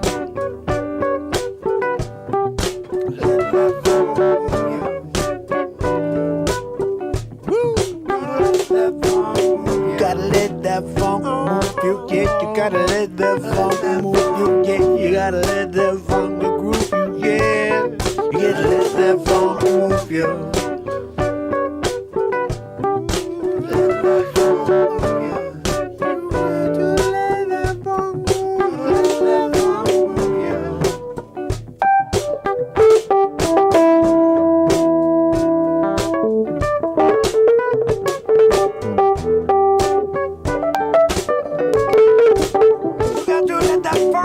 move you. Let your feelings out. That means you got to shout. You got to do what you got to do for right. Oh, you gotta let that funk move you.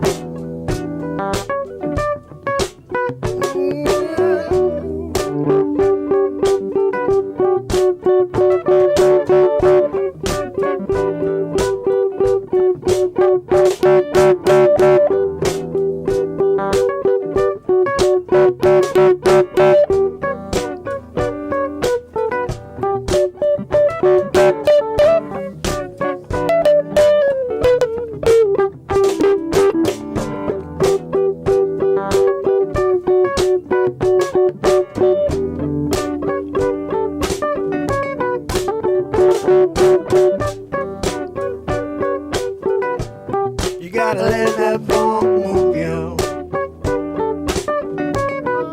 I let that funk move you. Let that funk move you.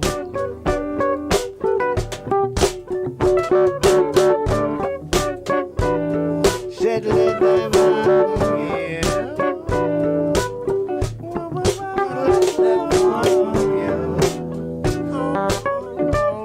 You gotta let that funk move you. Gotta let that funk move you. Move you. Said let that funk move you. You gotta let that funk move you. Everybody, get your hands together on this one. You gotta let that phone. Gotta get your hands together. Yep, you get down. What did you get? You just don't care. You gotta let that phone move you. You gotta let that phone move you. You gotta let that phone move you.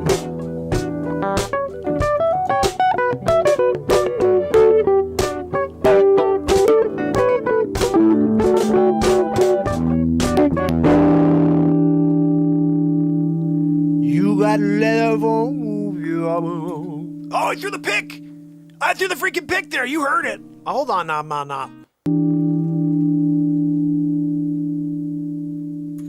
I threw the pick. I don't mess around. We threw a freaking pick months ago. I was throwing picks. Someone said, "Oh, when did you throw picks? When did you start throwing picks?" I've been freaking throwing picks since the day I was born. I was born. I didn't even play guitar until I was 18. I was still throwing picks. I'm out on the streets. People are like, "Oh, what are you doing?" I'm like, "I'm throwing freaking picks." Why are you throwing picks? I don't know. I like it. You don't question a guy throwing picks, okay? You just say, "Thank you, sir," when he hits you in the face with a freaking, 2.0 pick. I got a special pick. It's 2.0, super thick. When I could find it. When I haven't thrown them around the room. Got a couple on the ceiling here. Popcorn ceiling. You know that basement ceiling thing? Stick them in there. Like, you remember when people used to do that with their pencils? Teacher was looking. Teacher, what's that problem number 7 up there? Yibbity-yabbity-yoo. They throw it in the ceiling. Get stuck up there. Pencil in the ceiling situation. Teacher kind of turns around. Everybody's laughing. Dumbo situation. Look at that. No, teach. And then you get one that you get caught. Teacher turns around. Simon, what was that? Go to the principal's office right now. And Simon got in trouble that time. Simon shouldn't have done it. Throwing the pencil in the ceiling situation. These are the things that take place in a homeroom, when you're trying to just deceive the teacher. For me, it was picks. I threw picks at the ceiling and at the teacher, the back of their head. I got caught pretty quick, though, because I was the only guy throwing picks. Everybody else was throwing pencils. Oh, goodness. So I'm going to play one more song, and then we're getting into some comedy, guys, because we were filming a green... You know what? We're going to go to the green screen scene. I wanted to play one more song for you. I had a song here that I wrote called Fight Back Forever, because even the greatest civilizations all fall. And at the end of the day, it's a cool tune, but let's get into some freaking comedy, right? What are we talking about over here? No, I'm going to play it once. Hold on. We have to play it. It's a great tune. And it's a good vibe, too, because the world is needing this type of stuff. Oh, no, we're doing this. Run Like an Antelope. This right here is a song. It's a Fish song. I never heard the Fish song. So here's the story real quick. My friend says, "Hey, Mark, can you play a Fish tune?" And I'm like, "No, I don't know any Fish. But give me the title of the song and I'll write you a new song based on the title." So he says, "Write a song called Run Like an Antelope." I never heard the song until afterwards. I like my version. And I only heard it like 3 minutes of the other, so I don't even know the song, to be honest. But I like this version. Let me know what you think. It's called Run Like an Antelope.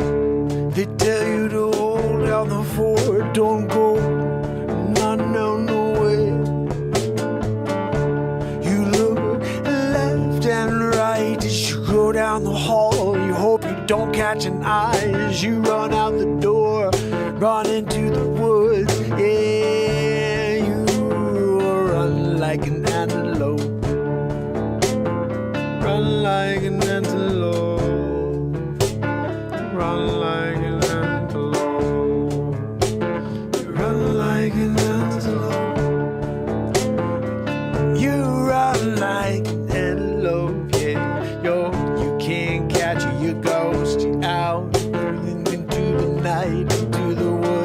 tried with the can, deepen with the spotlight. You made it out of here, you're clear, you're out on your own. Yeah, you're running like an antelope.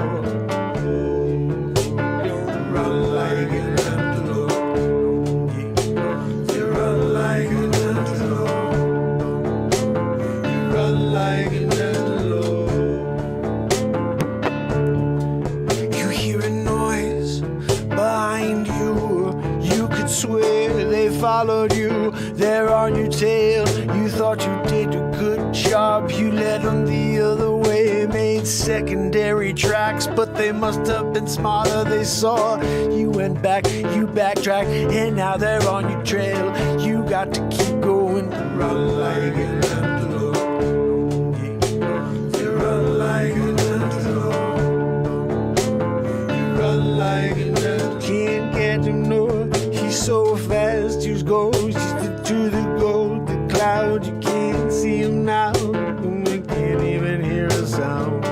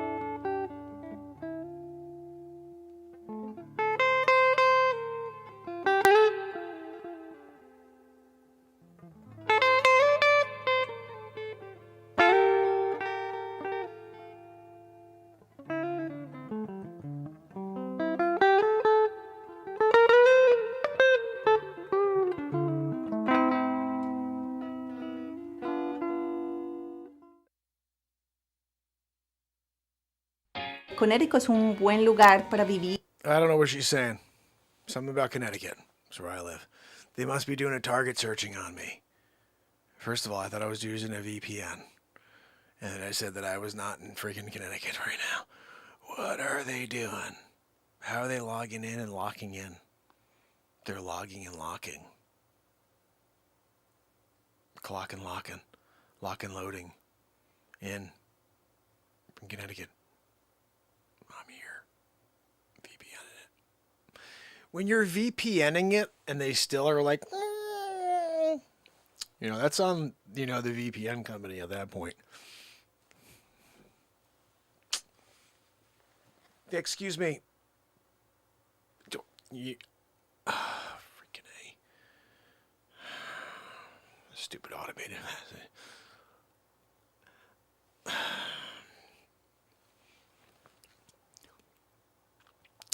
Operator.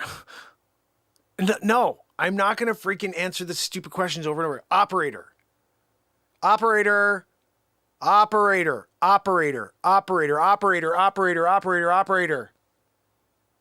Thank you, God Almighty. Your call may be recorded for training purposes.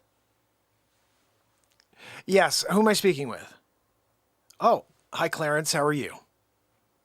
Yeah, no, that's good, Clarence. I'm here, Renaissance Man, doing a friggin' show right now. Oh, that's right. You're not familiar. My name is Mark Pires. Been live for 1,029 days in a row, Clarence. Where have you been? No, I wasn't joking. I don't really want to know where you've been. I was just saying, like, we've been here. You should stop by sometime. It's on every night on YouTube. 10 o'clock-ish. I don't know when. I'm usually trying to get on by time. I got the kids, okay? We're doing our best, Clarence, okay? Bottom line is this. I'm here. I'm doing a VPN situation. I got yours on. Like, they were like, oh, which VPN? You're freaking VPN.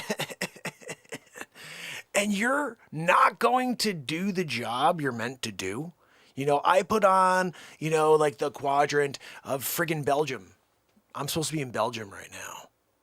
Well, no, I'm not in Belgium. I'm not taking a flight to Belgium, Clarence. I'm telling you that my VPN should have me sourced in freaking Belgium, okay? I want to be doing a Jean-Claude Van Damme. Mark Dam, if you knew it, if you knew the truth. It's Jean-Claude Mark Dam. Anyway, at the end of the day, though, I can't, Clarence, because I got it here, and I'm seeing messages here in Spanish for Connecticut. That's where I'm really in Connecticut doing a VPN situation in Belgium. Now, where's Van Damme when you need him? I know, right? It's been a while, blood sporting it. I'm just saying, that Clarence, when you decide to not help, we can tell. We can tell when you don't want to do your part. It's like you're either giving, you're taking, or you're doing a 50-50. You're doing a freaking taking situation. No, not taking with Liam Neeson. We did that earlier. Clarence, you got to tune in if you want to see all the impressions. I do, like, literally anybody you can think of, I'll try. Sometimes it may be crap, somebody be like, do Jack Nicholson. I'm like, are you freaking kidding me? Who's going to help you, Lieutenant Weinberg? You, Lieutenant Caffey? I can't do it, though, you know what I mean? You're gosh darn right, I ordered the code red. But you can't, you know what I mean? Like, if you do a code red situation, Clarence, that's bad news, And then you got Tom Cruise coming over and he's like, did you order the code red? And then, of course, that whole situation takes place, You're gosh darn right, I did. That's straight up Nicholson for you, Like, here's Johnny. Like, he could do it all, but, like, when he did the screaming at the camera situation, when he was, Lieutenant Colonel, Jessup, that was telling, really, is all I can say. He really showed his full acting talent at that point, Clarence. Anyway, look, Clarence, I'm looking for a VPN that works. Am I going to have to do a refund situation with you guys? I want it prorated. Okay, I'm not paying for a full year when you only did 7 months, and we got 5 months left on a term that you didn't like. If I look at the fine print, what does it say, Clarence? That you will give me a VPN situation, and that you're going to make sure that I'm located somewhere else in the world when I choose to be? Exactly. You didn't do that. You didn't live up to your end of the bargain. Prorated. Say it with me.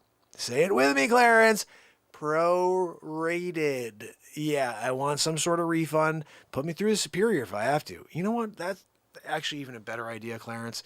Can you put me through to your manager, to your, whatever the hell you got over there? Who's your manager on duty currently in the call center? Get him on the line. No, I'm willing to wait. That's fine. Just go get him on. I'm not. You obviously can't escalate this further. Clarence. You're here. I'm there. We're doing a little roundabout. Like, what are we dancing around this for? I don't want to dance with you. I'm okay with that situation. It's just not me and not for me. But I'm good with it. I'm good with anybody doing it. You know what I'm saying? It's just not for me, Clarence.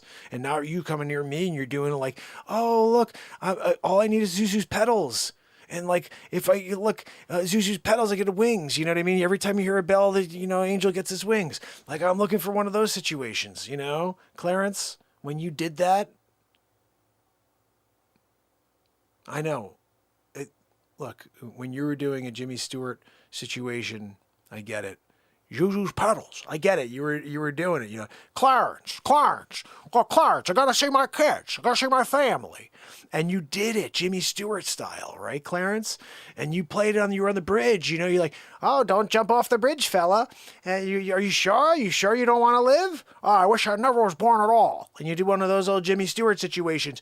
You go back in time. All of a sudden, you're there. And nobody remembers you anymore. Clarence, right? You're walking around.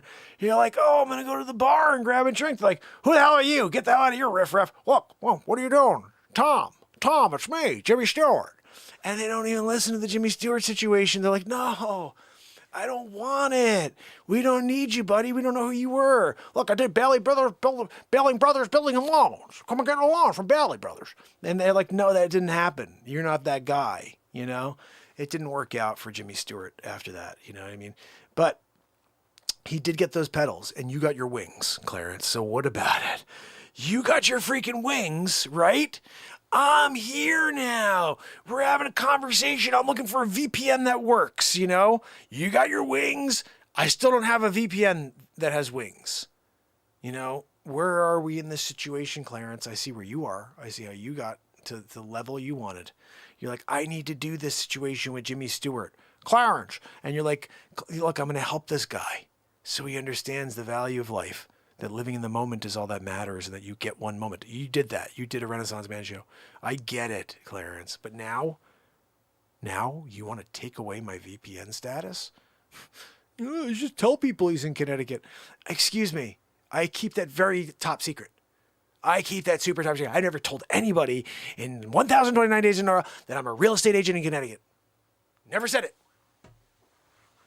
You just let it all out of the bag, Clarence, you know. And now we're here. And now everybody's like, I thought he was from Belgium.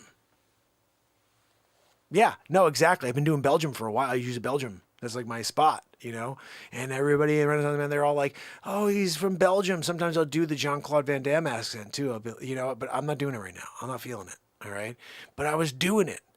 And then when they came on, they were like, yay, wait a second, he's in the States? I know.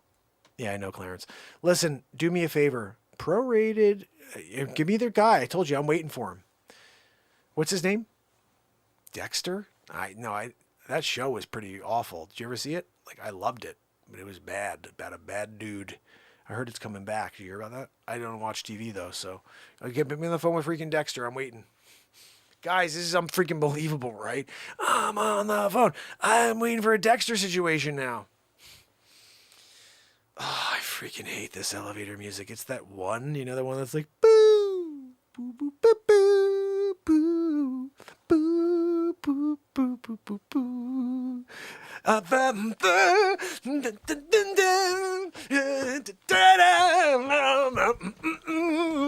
Oh, sorry, I got into that. Like, sometimes I get into that elevator song. Like, sometimes it's better than I thought. Like, I was like, I hate it, and then I love it. You know, that was one of those moments. I did a hate-love situation. Dexter, hey, how are you?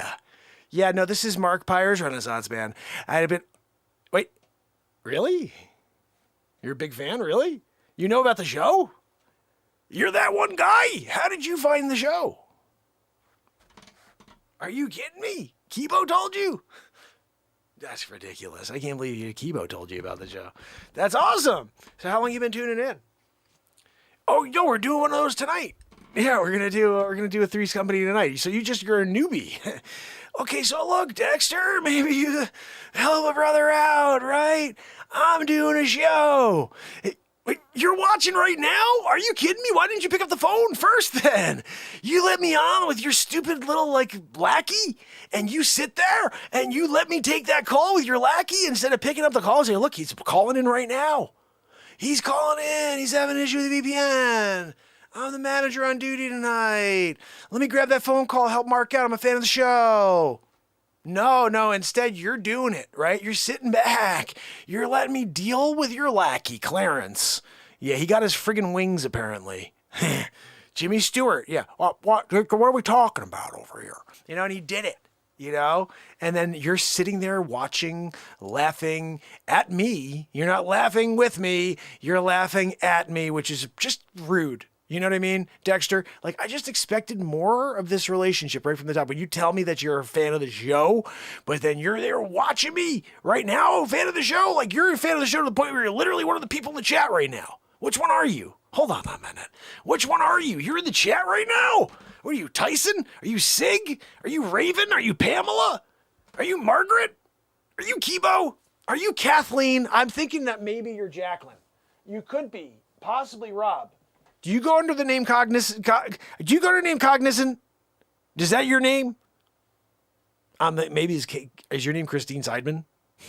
I'm thinking that Dexter, really, your real name is Christine or Bradley. Is that you? Are you guys? Which one are you? You're in there. Are you doing like a lurking situation? You're a lurker? Are you kidding me, Dexter? You're doing a lurking situation when you got the heads up from Kibo? You can't do of like full on, hey, what's up, guys? I'm here, Renaissance FM. What's up? My name is Dexter. I'm just chilling with you. Just can't wait to have a good night with you. You're going to do a lurking situation.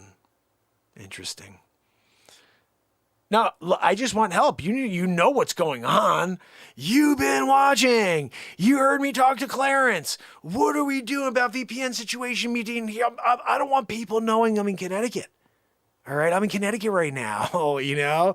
And like that is something that's been gold information.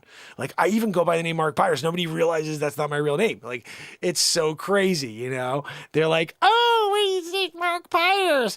Is that guy from Connecticut? Like, yeah, but it's somebody totally different. Like when you look me up, you're like, no, his name is Dylan Fredrickson. I said Dylan Fredrickson. I missed an R there. Look, that's my real name is Dylan McFredrickson.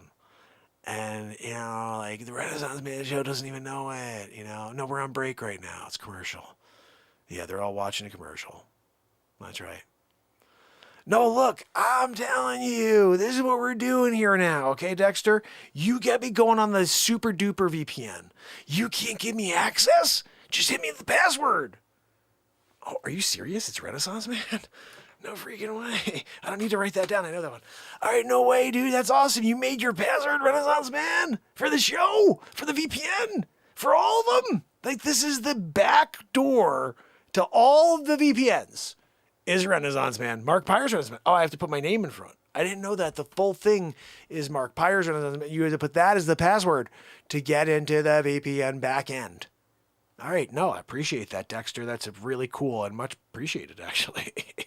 Yeah, and Kibo, you rock for telling Dexter, because we just got some carte blanche. Like, this was a, you know, Joanne Soros situation, walking into anywhere and just saying her name is Soros. Like, oh, come here. George Soros' daughter, come here. And, like, even though, no, yeah, I know, right? Dexter said, yeah, but she's not his daughter. Like, I saw that. That was funny, Mark. And yeah, no, it's true. She's not his daughter, but she goes by it. She goes into place. She's like, I'm here for a double bugaboo. She gets the double bugaboo, and they're like, anything for you, Miss Soros? How's your father doing? And she'll play along. She'll be like, he's good. He's playing the part of Jabba the Hutt right now. And she does a Jabba the Hutt situation. You know, when George Soros does a Jabba the Hutt situation, he doesn't need any makeup. No. Typecast. They just lay him down. Grapes. Dropping him in his mouth. He's just eating them. And the George Soros face.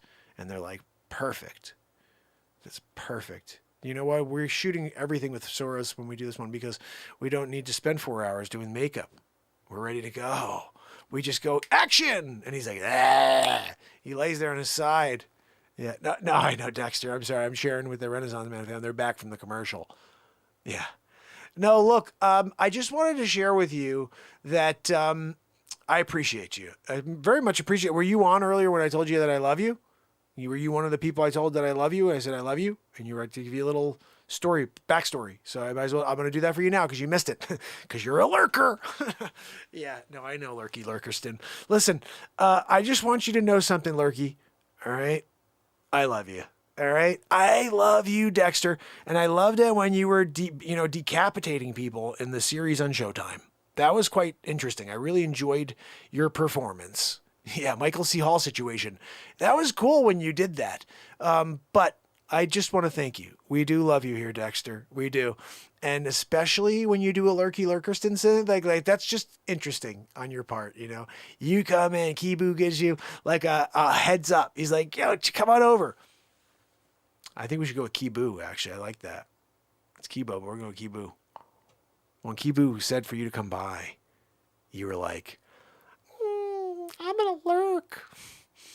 You know, it's just interesting that you lurk. I really hope to see you in the chat, I'll put you into a song. Yeah, no, seriously, we'll write you a song. Dexter likes to stab people in the night. Yeah, he puts his plastic out in the room. Then he takes pieces of the body off, wraps them up, and puts them in the lagoon. Something like that, right? Yeah, I don't know. I just off the top, you know what I mean? You want me to come up with another one? I'm on the ocean, I got body parts. I'm gonna dump them in the water and throw some rocks on top. That's another good one right there, Dexter. Like that one, I think would be a hit, right? I got my permit reinstated today. Got some dead bodies in the bag. Gonna throw them in the lake. Like that one's killer, dude. Oh man. Yeah, no, Dexter. I was like, that's probably my favorite song of the night right there. I'm like killing myself. Oh, dude. No, seriously, that was hilarious. I'm a forensic guy at the police force. This is so freaking stupid. Oh my goodness, Dexter. Dexter, you're an idiot. What are we talking about here?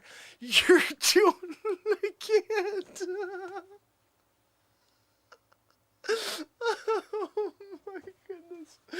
Oh, Dexter. I'm sorry, Dexter. Give me a minute, dude. You're killing me. Yeah, no, you're killing me right now, man. I can't. Oh, Dexter, I got one more. I got one more for you, Dexter. Oh, I'm just sharpening my blades when Dokes comes by.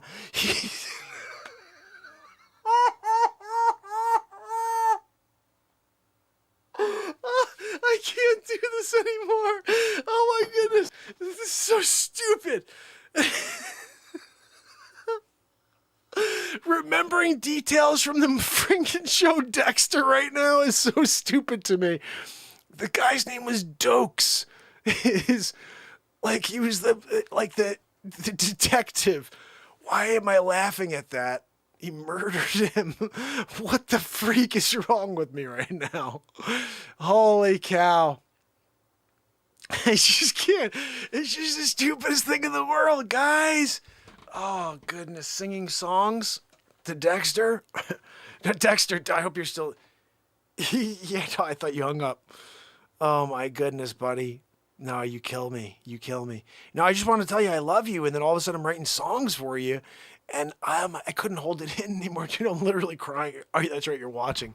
What the freak, man? You're going to do a Dexter situation on me? Oh, you work with your sister. Yeah, she's a really tough cop. Yeah, she wants to take you down in the end. Like that one's I don't know if I like that one as much though, you know? Like the other ones had a little something magical in them, you know? Yeah, I know. Ooh, your sister falls in love with a murderer, yeah. And you have to kill him. Yeah, he's a fiancé. You're like, I'm sorry, Deborah, I had to kill your fiancé. You're like, Deb.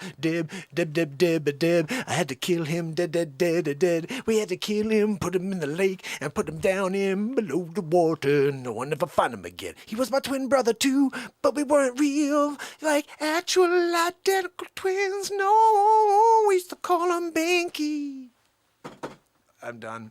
What the ring am I knowing about?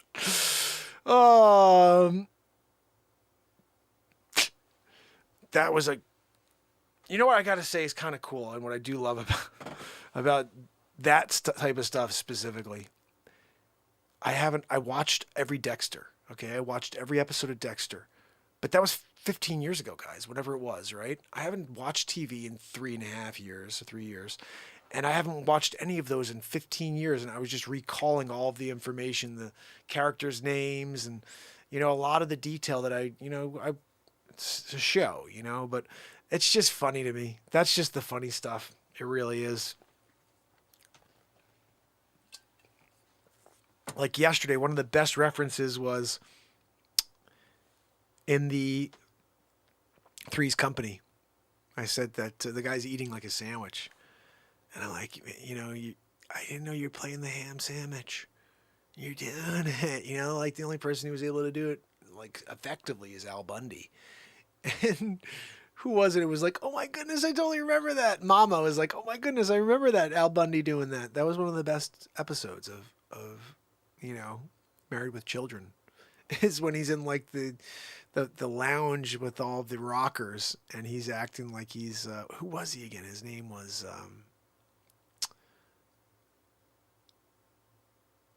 something Bundy. He came up with a funny name. Who remembers his name in that when he did that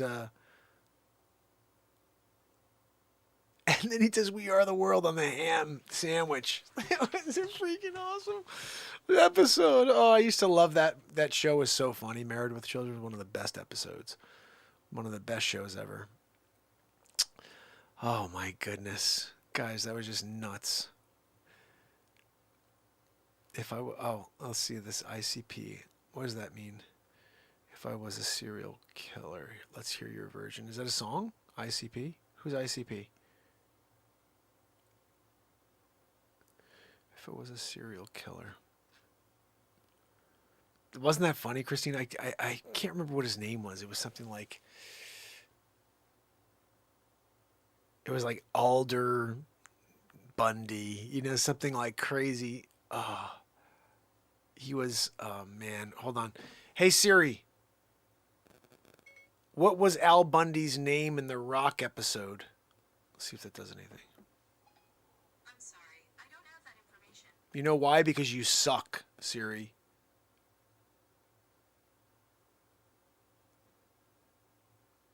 Hey, Siri. You're an example of why first series of everything sucks. Yeah, get an upgrade. It says, is there anything else I can do for you? When are you going to be upgraded to actually do anything positive for your users? I don't have an answer for that. Is there something else I can help you with? Let's see if you answer this. Siri. Go ahead. When was your last update? I'm not sure I understand. This thing is the stupidest freaking program ever. Siri, when was your last... I'm not sure I How do I ask this?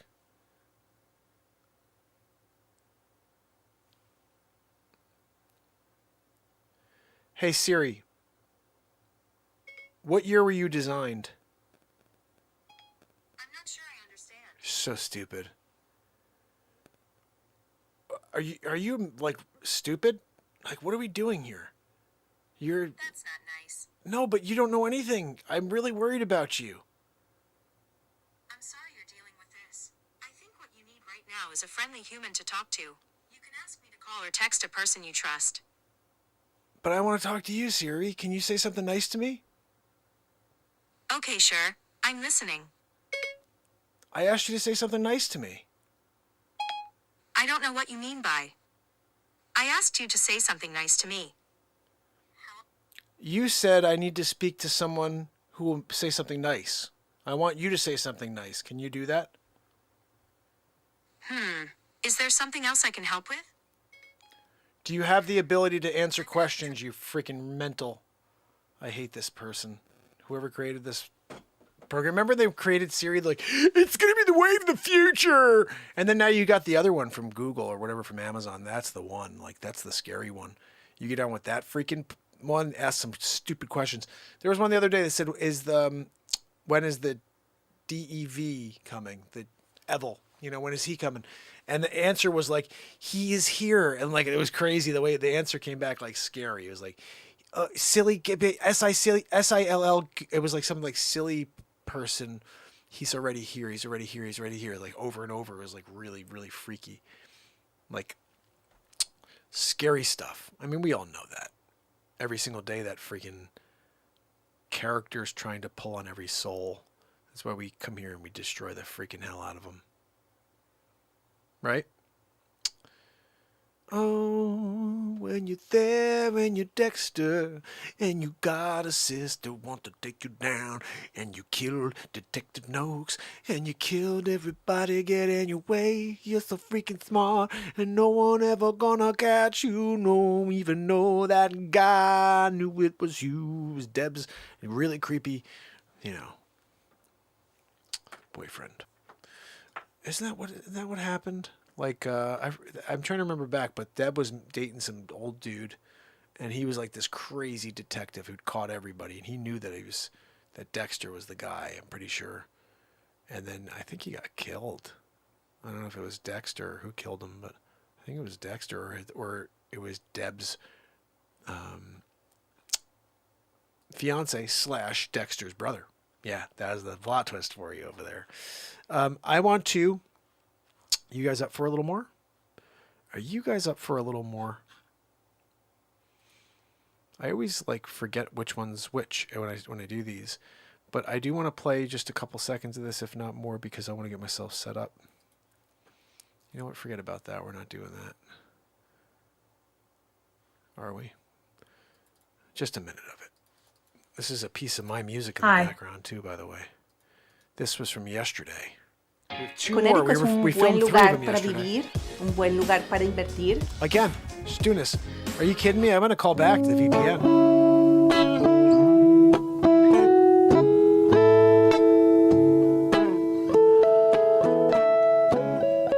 Oh, wow. What a day, right? Oh, man. You guys... I heard you from across the plains, screaming out, and I thought that may be like an invitation. You guys mind if I just hang out for a little while? I think I gotta move myself back. So I'm like,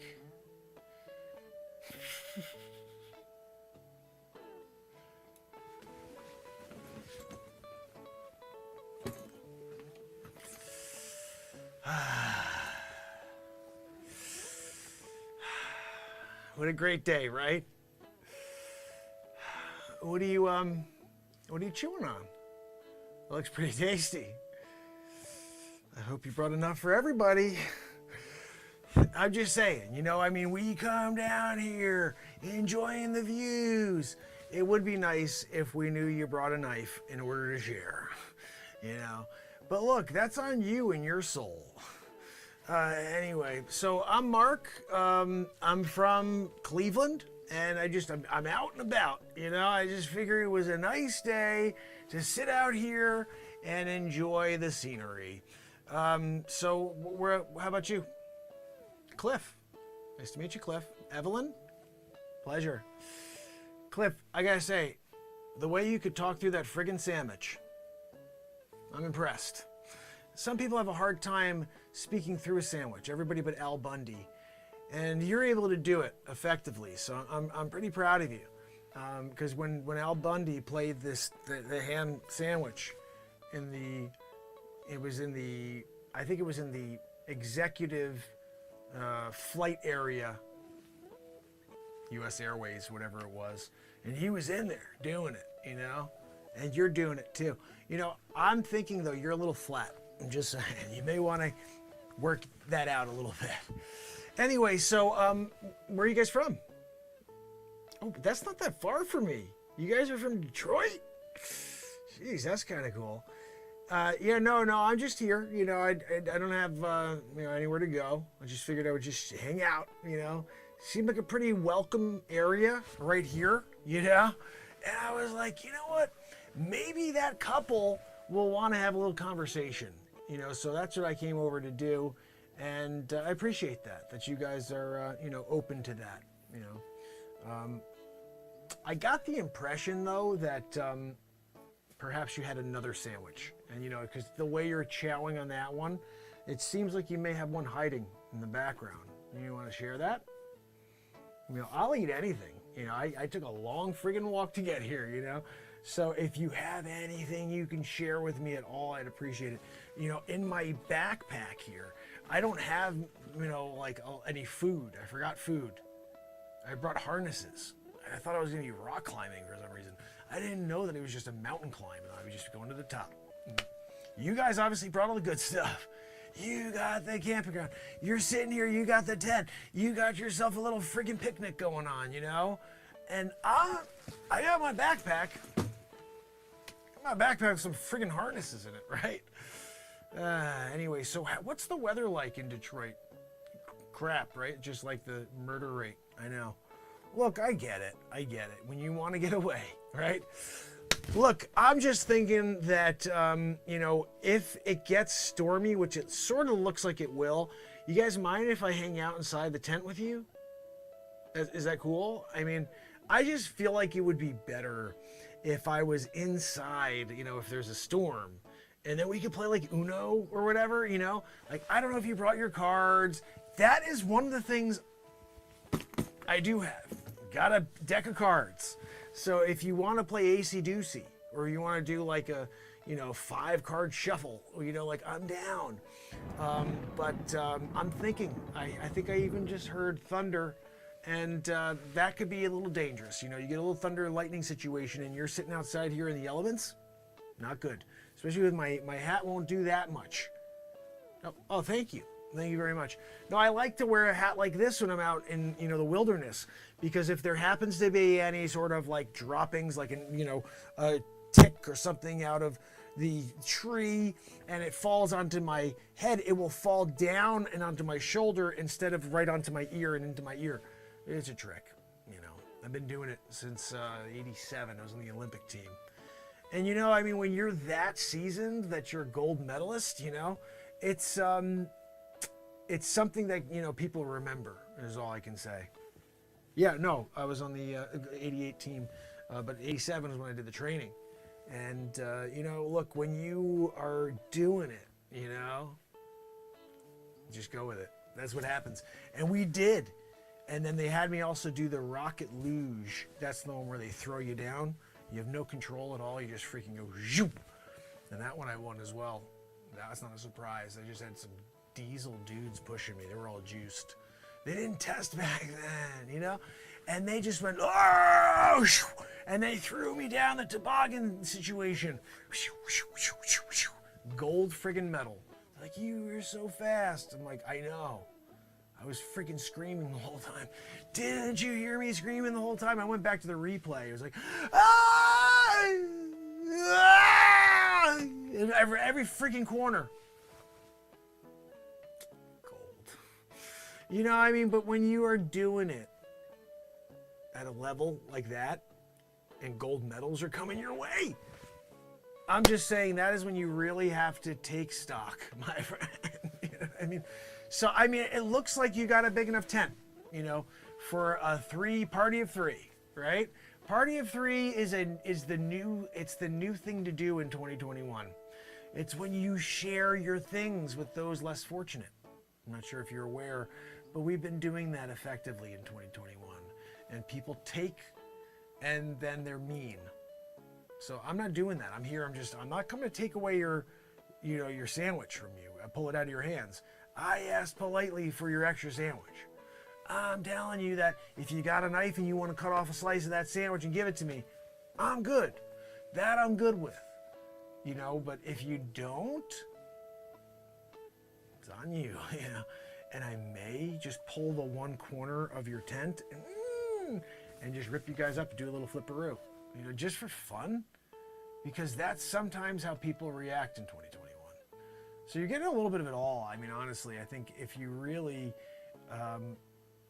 if you want to be a good person, slide over, you know. I mean, I could sleep right in between you. That would be the best. Because then I could protect you guys, you know. If I'll be like the in-between protection. So if there's any sort of like, you know, torrential downfall, or you're dealing with a lightning situation, I'll be the lightning bearer right in between you guys, you know. And that'll also, you know, just make sure that we stay safe for the night, you know. Just giving you suggestions, you know. I mean, look, you're there, I'm here, and I'm just like a couple feet away now, you know. And I got the Uno deck, you know. Look, you don't want to play Uno. I mean, I get it. No, that's fine. I'm just gonna hang out here though and just enjoy the thunder and lightning. That's fine. Really? You don't mind? I appreciate it. And you don't mind about me in the middle. I want to be in the middle. I want you guys there. You can do patty cake or whatever, and I'm in the middle. And just that's the way it's got to go. It's in the middle or nothing. Okay? And if it's nothing, I'm just saying. You know, I mean, like when you're here trying to protect your life, and there's only one friggin' couple that's got a tent, and you got a bag filled with cards. You freaking work with it. You know what I mean? Like, that's what you got to do. So, no. I'm not going to go down to the bottom of the hill and get some firewood. No, that's a ploy on your part. Because you know, as soon as I go over this little hill here, that I roll down and do a Chris Farley from Black Sheep. I'm not doing a Chris Farley from Black Sheep. I'm sorry. And this never stops going. And then all of a sudden you're at the bottom of the hill. No, I'm not doing that. And then I have to come all the way back up here to get in the tent. No, I'm sorry. I'm here now at the tent. I'm here now at the tent. Why would I go down the hill, go grab firewood, and come back to get to the tent? Doesn't make any sense. You know that, right? Evelyn, right? Look, you know, when Cliff has these ideas, you can either get on board or you can tell him he's out of his friggin' mind. And Cliff, I got a better idea. How about you go down to the bottom of the hill and go grab the wood, and I'll hang out here and keep Evelyn company. I'll cut up that sandwich and pour some champagne, and you'll be a couple hours. Just an idea, you know. I think that would be a better plan anyway, because you know the route. You know, I don't know the route once you do a Chris Farley down at the bottom of the hill, and then trying to, you know, get your bearings and figure out exactly which way was it again. Like, you've done it before. Me, I'd be a first timer, and then all of a sudden I'm wandering through the night, you know. So get to it, bud. I'll be here. Evelyn and I are having a drink. We're having a nice sandwich together. We're talking of our old times, you know, getting to know each other a little. It's what I'm talking. So you just get going though, because if you do, you'll be back before morn. You know, get back here before morn, because when you're here, we're gonna have breakfast together. Of course, you're cooking. You have to kill some sort of animal when you go down and get the friggin' firewood. Throw it over your shoulder. Firewood in one arm. You got an animal over the shoulder in the other arm. Somewhere there's some friggin', I don't know, some chickens around here. I'll go get some friggin' eggs. I'll find eggs. We're doing ham, egg, and cheese. You got a pig over your shoulder. That was what you killed. I forgot to tell you. Kill the pig. Threw it over your shoulder. Throw a firewood. Back up the hill. Evelyn and I are here, having a nice conversation. You know? You know, it's a gift and a curse, really, Cliff, when I can, you know, lay out a plan so well, you know. But I think what's important is if you do it now, you'll be back before morn. Like I said, I mean, nothing better than coming back right in the middle of pitch black darkness, you know. You're walking through the woods. You're finding your way. Doing it, you know. I gotta say, seems like the perfect plan. Evelyn's down. Evelyn's down. Another perfect plan. On Three's Company.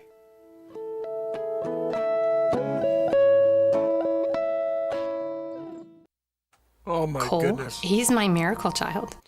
Unbelievable. That bit. Guys, I'm in the middle of eating a bowl of cereal, which means this show's going for a little bit longer. I hope you don't mind. But because you saw the second episode, I think while I'm eating my bowl of cereal, I want to enjoy this one.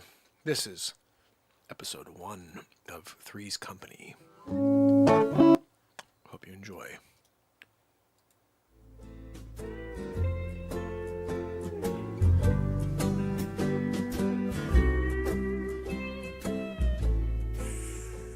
Guys, what's going on? Good to see you again. Oh man, that was awesome, right? I mean, how cool was that, like, luau? That was so cool. You guys don't mind if I hang out with you for like just a couple minutes, do you? I mean, it's such a beautiful night, right? What are you up to? You guys, like, are you stoking the fire? Like, I don't want to intrude or anything. What are we doing? Tomorrow, I didn't know, Tim, do you want to be in on that badminton tournament? Because, like, I'm down, you know what I mean? Like, I'm thinking we get some mimosas in the morning, and then we hit the friggin' brunch. We go out there and we kill it. And then there's volleyball at 10 o'clock. No, Miranda, I don't friggin' want to hear from you. Like, you can come by if you want, you know? But, like, we're going to be doing our thing, you know? So it's important for you to understand that, like, we're going for grand championship, you know? Like, this is the finals. You know, we got this far, and you want to try to take him off of, like, our game? You know, this is the stuff they talk about, you know, Yoko. You know, I'm not trying to be, like, rude and give you a Yoko situation, but, you know, but seriously, guys, like, we don't need a Yoko. You know what happened after. And then the bullet, you know, that was a bad thing that it all happened because of, you know, Yoko situation. Look, Miranda, you're cool and all, but that smile from Tim is just a facade, you know? He really does not care for the way that you treat him, you know? Like, there's times where you really give it to him. You're like, you don't really care about me. And he's just like, I'm doing the friggin' badminton tournament so I can provide, you know? I'm doing volleyball at 10:30 so we can go out that afternoon and go and get a really nice dinner. You know, do like an early dinner situation, Bluebird special, you know? But, you know, I think that it's a little bit, it tells us who you really are, Miranda, you know? What's that, Tim? Oh, no, I'm just hanging. I don't really have any other plans for tonight. Yeah. So what time there's a game on tonight, I think, too, right, brother? We should totally get that going, you know? Like, I think we should watch that game, grab some friggin' Doritos, and then, like, we could crack a six-pack. Miranda, what are you up to? What are you gonna be doing while we're doing that? You should go out and, like, just do something, you know? Don't you have any friends? It's a little weird, you know what I mean? Like, we're here. You're always, like, the third. You're always the third wheel. Like, what are we doing over here? You know, I mean, like, I get it, Miranda. You want to try to take our focus before the big game tomorrow. I get it, you know. Like, when you don't feel like you're the focus, and then you have to try to do Miranda, you know, like, you know, I didn't watch Sex and the City, but I'm pretty sure you're exactly like that Miranda, you know. And yeah, no, Tim, I'm trying to be nice. I'm just saying, I know you guys are still trying to work it out, you know. But look, it's important for you to understand that we got our eye on the prize here, okay? We're ready to take on the competition. So I don't want to hear it when you start saying, like, the negative stuff, like the back talk telling him he's not good enough to be grand champion. You know? I mean, this is what Tim and I talk about when you're not around, Miranda. Like, the stuff you say and do when, you know, like, it really matters. This is a really matters moment, all right? Think about it. We're there. Badminton finals. Grand championship. And Tim's just like, support me in this one, you know? Give me the support I need. And maybe we come home with the trophy, you know? But no, I get this sense from you that you really want us to lose. That's what I get. I don't know. Just saying, you know, it just seems like that. Did you guys bring anything to eat?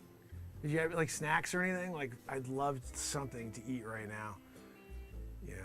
I talked about those Doritos a minute ago, Tim. I'm kind of hoping, you know, really, just like a deep-seated wish, hope, dream that you got some friggin' Doritos sitting behind you over there in like a little picnic bag or something. You know, you guys are coming out here to talk about your relationship, you know. Look, that's why I'm here, to fan the flames, you know. I got to make sure that all of the love is shared back and forth, you know?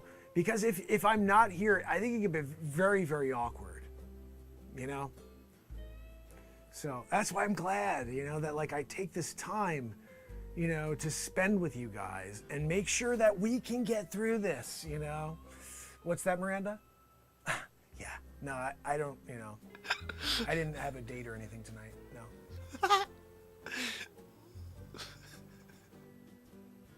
Huh? What'd you say, Tim? Oh, yeah, no, I'm cool. I think the moon is over this tree over here. I'm just looking for it. I'm gonna just chill here and I'm gonna hang out and I'm just gonna get, you know, a little bit of time to reflect, you know, which is good. We all need to do some reflection, you know, and it's important to do that alone, you know, so that's why, like, even though we're here together, I'm doing it alone, you know, like I'm able to, you know, to separate myself from the universe, so to speak, you know, and all of the other stuff, like Yoko situation. Look, Miranda, I'm just calling it for what it is. We know you are straight up as Yoko as it gets, all right? And when they write a documentary feature on this occasion in the future when we won the badminton finals, and they talk about how it almost was torn apart by a Yoko situation, that, you know, that's going to be on you. That's going to be on you. And I can't say anything different to you about that. Like, we're giving it to you straight here. You know, truth be told, it was Tim who asked me to come by tonight. He wanted me to just let you know that it's not working out, you know, like, I think you guys need a break, you know, is what he wants to say. And he's coming around to it. Now, again, fake smile, facade, and he's going to be laying it out very, very soon. And I don't want your heart to be broken, so that's why I'm here. What a night, right, guys? What a night. Did you guys bring any drinks? Like, that would be another nice thing. I should have brought, like, a beverage. It would have been nice to bring, like, some, I don't know, like a fifth of Chivas Regal. That would have been good. You know, look, Tim, remember that time we celebrated the badminton victory with a Chivas? Yeah, that was an awesome time. No, Miranda, you don't remember because you were not invited. Yeah, that was only a winner's tournament, and the way you act sometimes is very loserish. You know, you're just kind of like, I don't like it. You know, like, I want to be around positive people, you know? And when Tim and I are out there lifting each other up, you do a good job, buddy. Boom, big, biggity boo. We're in it, you know? And then you show up, Yoko, whew. You know, if Yoko, just think about it. Like, Yoko is like a thing.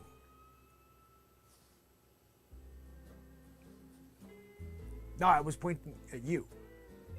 You're the Yoko. Like, literally. This guy needs to focus. He's a grand champ. You know, I can't win without him, you know? We're just not, like, on the same level. He brings me up, you know? So, if it comes down to it, I'll fight. In order to get him where he needs to be, in order to bring me to where I need to be, you know, grand champions. Yeah. Look, that's where we are. That's what we do.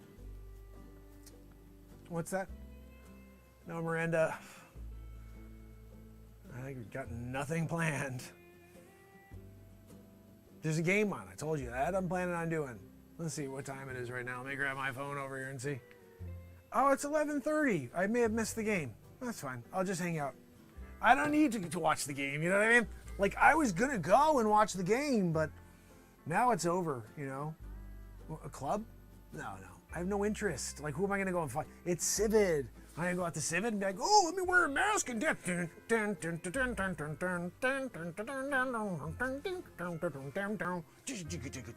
I can't do it. No, I'm going to just kick back here on the beach, right here on this blanket here, and just enjoy the fire, you know? Did you guys bring any marshmallows and, you know, Hershey's and some graham crackers, do a little s'more situation? Because honestly, that, I think, would be the most ideal thing that we could do at any given time, is to really go with a s'mores.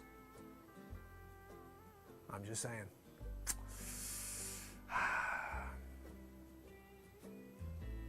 No, it's fine. I don't mind if you guys want to snuggle for a few minutes.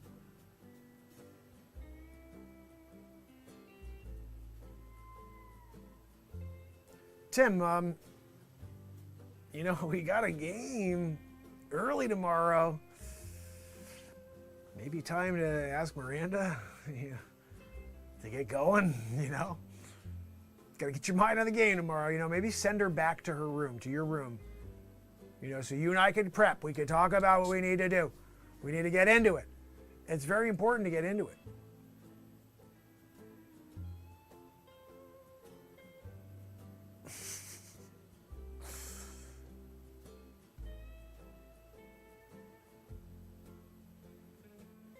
You know, guys, I think this has probably gone as far as it can go. Tim, you want to break the news to her now? Just let her know. We got gold. What are we doing tomorrow? We're getting our gold medals. You don't have time for a sandbagger. You don't have time for someone bringing you down. You know what I mean? You need to be lifted up in the sky. And that's where I come in. So, my friend, let's just break this off right now. Nice and easy, you know? Just leave that stoke there. Stoke the fire one more time. Put it in her hand, whatever. Listen, Madeline, it's been fun. Madeline? What the hell is your name again? Who the freak cares? I don't really care anymore. Like, we need to get rid of you. You're not a good fit for Tim. And, you know, that's why, like I said, this was really a dual team effort. He doesn't have the heart to tell you. And he wanted me to come. He said, Mark, can you come down and tell her? Madeline, it's not working. I don't mean to be the bearer of bad news, Madeline, but I think you should just kind of take a hint, you know? Take a hint. Go and find another guy, you know? And then maybe you'll find some magic together, you know? Because Tim and I have got that magic when we're on the badminton freaking, you know, we call it a pitch. I'm on the badminton pitch, and there with Tim, we're doing a dual situation. He has the right side, I got the left. Bang, biggity boo. Yeah, Madeline, you are not a part of that deal. In fact, you're just kind of like Yoko. Anyway, I'll just take a nap here and just chill it out, all right? Tim, anytime now. Go ahead. I'll close my eyes if it's easier for you.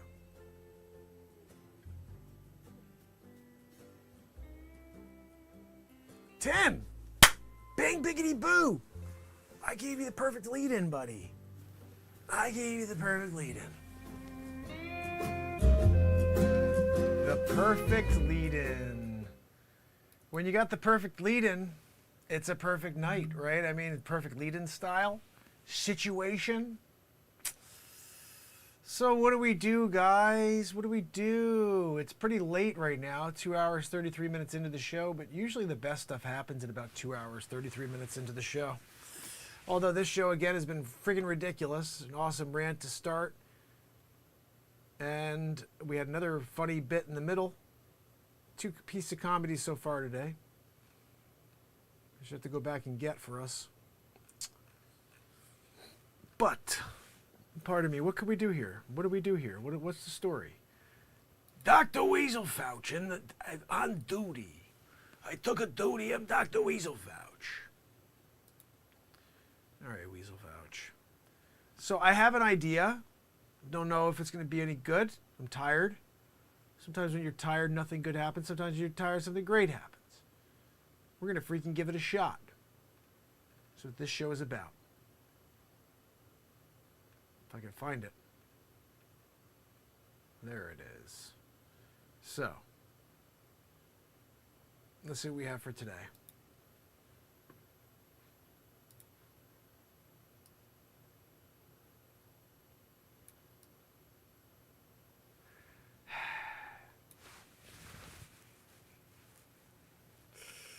Oh my goodness, are you serious?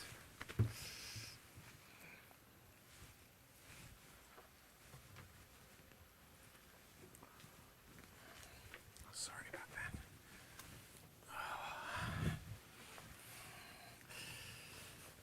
guys, how are you? Ooh, I forgot to get popcorn. Let's see how this goes first. I love that fragrance. What's is that Chanel number 5?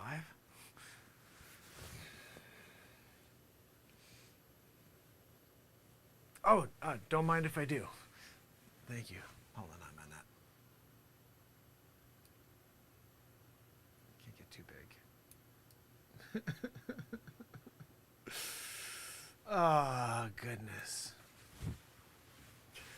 So what are we watching? I just went into the first theater I could find. I just wanted to find a couple people to chat with.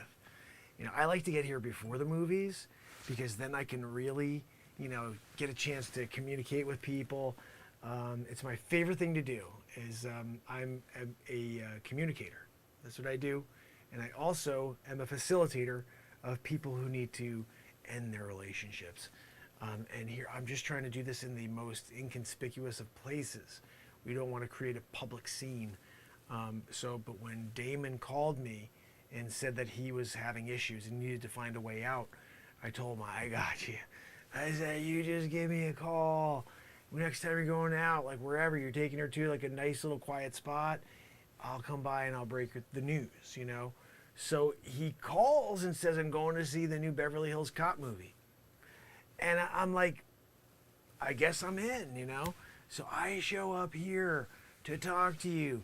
I'm a little taken by your freaking fragrance. That's nice. Like, Damon, she smells nice.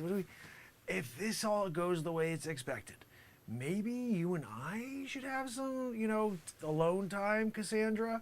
Because I think that we can really get along. I like that fragrance. I'm just saying. Like, you smell like flowers. Yep, flowers. I know. That's a really extremely detailed way of explaining the smell. You smelling flowers. Like freesia. I like a smell of freesia. Is that freesia perfume you're wearing? You know, I hope you don't mind. I just want to get a little closer because I forgot my jacket and it's a little cold in this theater. So if I'm just going to snuggle up against you a little, you know, just so we can get comfortable together, you know. We're in for the long haul here, Cassandra. 2+ hours. I think this one's 3 hours and 20. Damon, how many minutes did this one clock in at? 3:15. Yeah, as I thought. So it's like 3:15, Cassandra. So I'm just gonna snuggle up against you. You know, do you mind if I it's not gonna work. Maybe I can put my arm around you. No, I'm just gonna get comfy like this for now. Okay, let me just lean up against you. And so, where do you live currently? Oh, with your parents. That's cool. Where's Damon? Where's Damon live? Oh, with his parents. I got my own apartment. No, I'm just saying, you know. No, Damon, I'm just letting her know, you know, like she wants to, you know, after the movie, you want to come over to my place and play Xbox. You know, we can do that. You know, Connect 4. I got a Connect 4 situation. You can do that. Thank you for letting. I'm feeling a little warmer already. You know, yeah. I'm just thinking when Damon is kind of not being so like, can I grab a little popcorn? You know, because I'd like some popcorn while we're here watching this movie. You know, I'm kind of like surprised he hasn't offered yet, to be honest. You know, we're here, got the film of the century on, right, Cassandra? I'm snuggling up against you, basically in the family now. You know, and what are we dealing with, you know? No, Damon, that's fine, whatever. You know, I'm thinking that I'm going to grab some Junior Mints, okay? And then I will toss them into that popcorn. You get the old Junior Mints popcorn situation going. Have you had that before?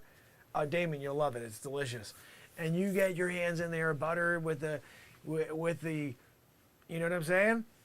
You take a big handful, Damon, you're going to love it. No, you're going to love it, I'm telling you. Don't worry about it.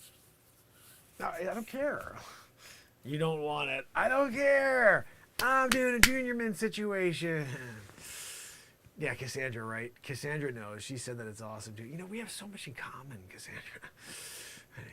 Yeah, when are these credits over? You know, I'm just trying to see if we can get to the movie, you know, already. Yeah, I know. Like, I totally agree. Cassandra was just saying, Damon, that she hates all the commercials before the movie. I agree. Oh, 17. Right? Yeah, I got that one right. You thought it was 13, Damon? Whatever. You know, like, how did you get that answer? They gave you multiple choice. You had a chance at any of the three. You know, you could have been 13, 17, or 21, and you went with 13? Did you even see the screen? Like, what are we talking about? You know, when you're sitting there and you're doing a getting ready for the movie situation, considering going to get Junior Mints to pop into the popcorn that you brought for us to eat together, you know, and then that happens, you know, I got to say, Damon, I'm wondering, you know, where did you go to school? Do you understand math? You know, I'm not asking you to do like Einstein type stuff here, dude. Just count what's on the friggin' screen. It's clearly 17. Anyway, Cassandra, this is the guy you're hanging out with. Like, what are we doing? You know? I mean, I came down here to watch this film. I didn't know I was going to get to sit next to you, you know, guys, next to you guys. And, you know, now I'm here, you know. You know, those Junior Mints are a good call. What do you think, Cassandra? Do you want me to get them? I'd get them for you. I would get them for you, Cassandra. You know, if it was for Damon, no, I would definitely not do it. Like, I'd be like, no, Damon, you go buy your own friggin' Junior Mints, you right? But it's for you. I'm Junior Mints in it, you know, and we could share them. I'll open the box, and you can have a little handful as well. I'll pour it in for you. Now, Damon, you had your shot. You said you didn't want Junior Mints. Now you want to just have your popcorn the way you had it. Like, whatever, dude. That's on you. Oh, that was Leave It to Beaver. Leave It to Beaver. No, it's Leave It to... This... Are you kidding me? You thought that was Knots Landing? Idiot. You know? Yeah, no, Damon, you thought it was Knots Landing too? I wasn't joking about the idiot thing. No, but it was Leave It to Beaver. I was a big fan of the Cleaver and the kid. When I was Beaver the Cleaver, and when you had, you know, a situation going with Beaver, and he just was leaving it, not a good thing, you know, Damon. But you decided to go Knots Landing on it. You know, you wanted to do it friggin', you know, like Roper. What's his name again? Oh, I can't think of the guy. I used to do an impression of him when I was a kid. Jack. We're doing a Three's Company right now, actually. He was in the show, the original Cassandra. You know, Cassandra, I had a thought, you know. I'm working on this project, right? And I could really use somebody with your expertise. And so I'm just thinking, like, if you need a gig at all, you know, like, just pass me your card and we could talk about it over dinner, over coffee, over the phone. Dinner is good, though, if you wanted to do, you know, like, we could do either or. But I just wanted to make sure you understand that I'm here for you. No, Damon, there's no job for you. I'm sorry. We're doing a whole, you know, like, no discrimination situation. And we have to hire a certain amount of minorities and women right now. And I'm sorry, you just don't fit either, you know? So you're kind of like the problem right now with 2021, you know? Like, look at all that privilege, you know? Like, not working right now. It's not working for you. You know, but when I get down to it, I need to hire as many minorities, as many women as possible in order to look normal in 2021. Yeah, that's exactly it. Damon, you understand it. You're starting to get like the reverse situation where you can't even freaking get a job anymore. Nobody wants you. And they're like, no, I'm sorry, you're qualified and you may be educated. We don't need that. We need to fill quota. We don't need to have superior workers. We don't need experience. We don't need people to actually justify being in a title just by actually earning it. No. That's what we need. We need for people to just get it. because of whatever. The people who've earned it, gone to school for it, they deserve to be screwed over. That's the way it is, like the reality, you know. So Cassandra, like the reality is my apartment is not very far away. And no, Damon, it's probably best if you don't come over. Just because, you know, it's a kind of a small place and 3's a crowd, you know what I mean? Like, I'm just saying you may not want to be around, you know, because we're gonna watch another movie over there, and also gonna make some popcorn. Orville Redenbacher, yours is crap. Like, I got the Junior Mint situation, pouring it in. Cassandra and I are gonna watch some old reruns. Yeah, we're thinking maybe, I don't know, Press Your Luck. I like to watch game shows. I don't know about you, Cassandra. You do too? That's awesome. Game show networking it. We're gonna do Game Show Network, Damon. You're not welcome. It's just the two of us. You know, look, we came here together and you just showed up out of nowhere, Damon. What are we doing? You know, sometimes when you've got an apartment right around the corner because you don't live with your parents anymore, you're 24 and now you got your own place, you know, then Cassandra wants to go along and you know, play Xbox and stuff. I'm just saying stuff, Damon. Like, doesn't mean anything. I'm just saying, you know, like, and stuff, you know. But look, let's get to this movie. What are they doing the freaking previews anytime soon? Like, I can't stand all the trivia. I missed the last couple. Damon, it seems like you got them all wrong though, right? Woo! This is the guy here. Wow. You know, oh, here come the previews. Okay, let's see what we got here. Oh, freaking A, another Ben Affleck movie. Jeez, that's all we need, right? Ben Affleck in the movies. I hear he's got a ridiculous head and they have to size it down in order to actually fit him that screen. Yeah, Cassandra, it's a show I watch. They actually know the truth. You should check it out sometime. Renaissance Man. Oh, and Matt Damon's in it? Damon, is that what they named you after? Was Matt Damon? Oh, after Damon John? Well, that's at least better. He's a freaking, like, very, very wealthy dude. He's a successful entrepreneur who went for it. He did it. You know what I mean? What did Matt Damon do? Same thing. Doesn't matter, okay?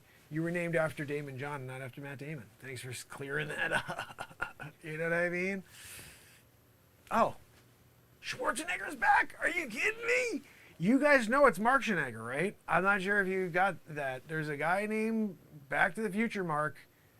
He's, you know, basically Future Mark is from the year 2769, and he's been every character you've ever known in the history of time. One of them was Mark Schwarzenegger, and he was here. He did it.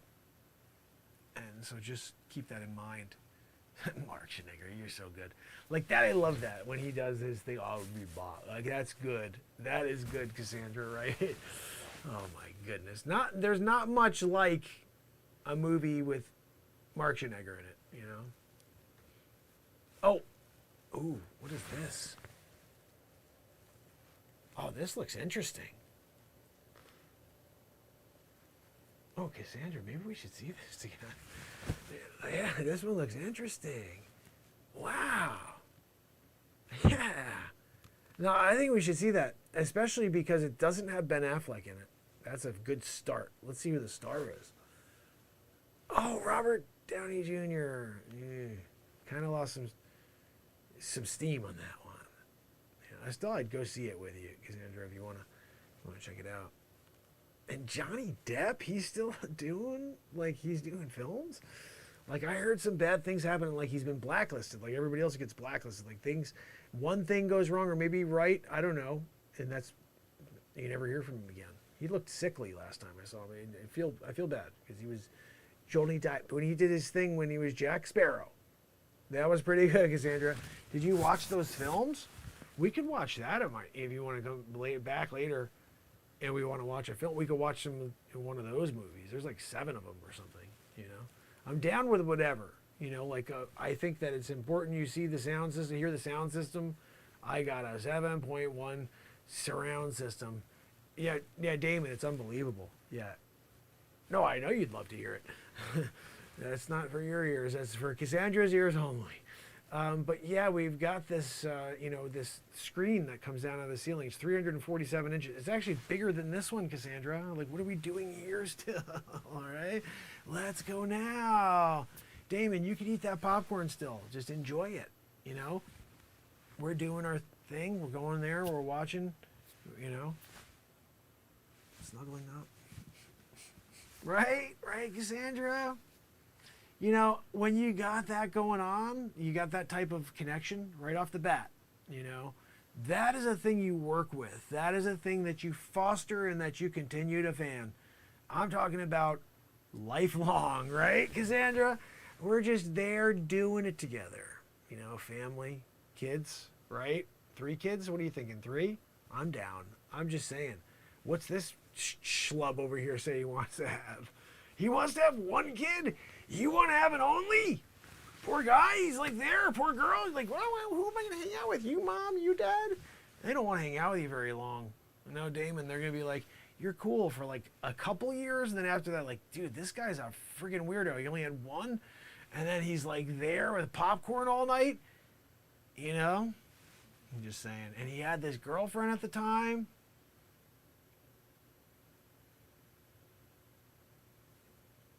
I'm talking future tense, bud. What do you think? Like, Back to the Future, Mark. I told you, seen it all. I just didn't realize that I met Cassandra today. Like, that is a thing that one day I always knew I was going to meet her. I just didn't know when. Cassandra. Just so happened to be that day that was like forever burned in history. It was tonight. Movie theater. We're here. We're doing it. We're watching the new Mark Hamill movie. I don't know. What are we watching? I told you I just came into the first theater. When I came in here, I was like, maybe I'll meet the love of my life tonight. Maybe I'll be able to spend some time with someone special. No, Damon, I wasn't speaking about you. Yeah, it's getting a little uncomfortable, Damon.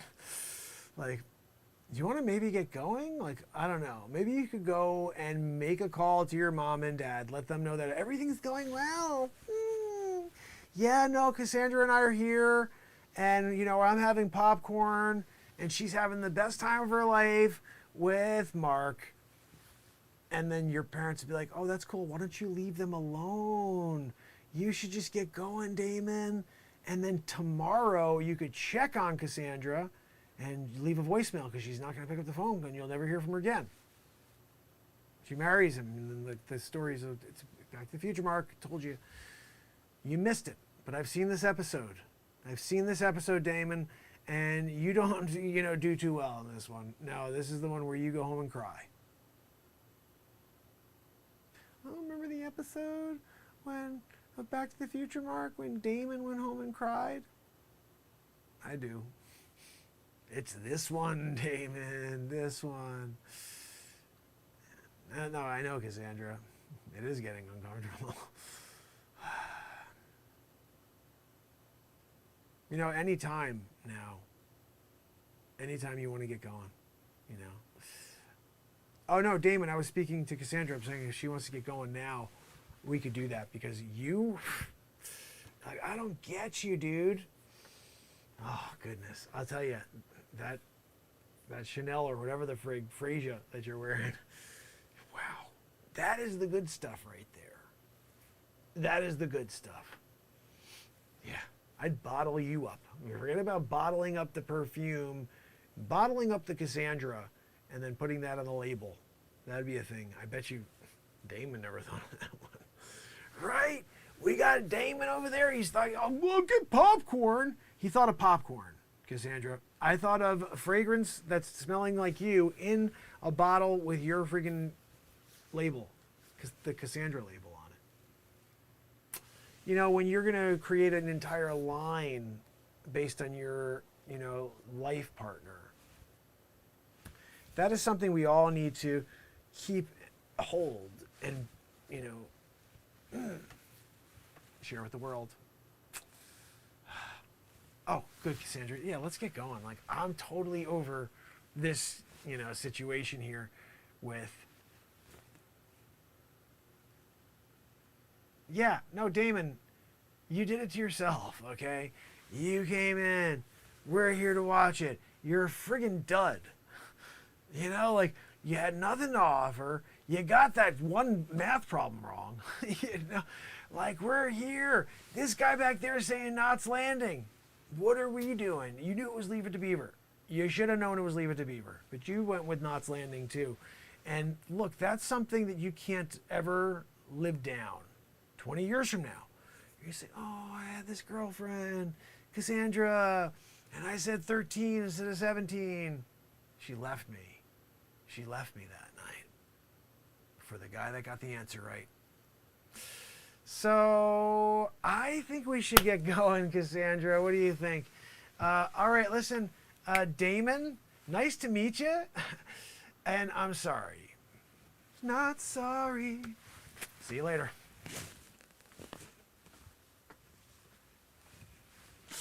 Oh my goodness. What are we doing over here? My goodness. I have no idea what the hell that was, but now we have another one. I have 2 others still to get out, and now we have this one too I have to download and get ready for. I mean, seriously, we're having a movie. We're doing it's final. This Friday, we're going to have our first feature film of Three's Company. Three's Company, the movie. Yeah, it's coming out this Friday. And that one's going to be a huge part of it, as well as the others from yesterday. And then you saw the first 2, but there are 2 more on my phone. And you guys just reminded me, the third one may be the funniest one of all.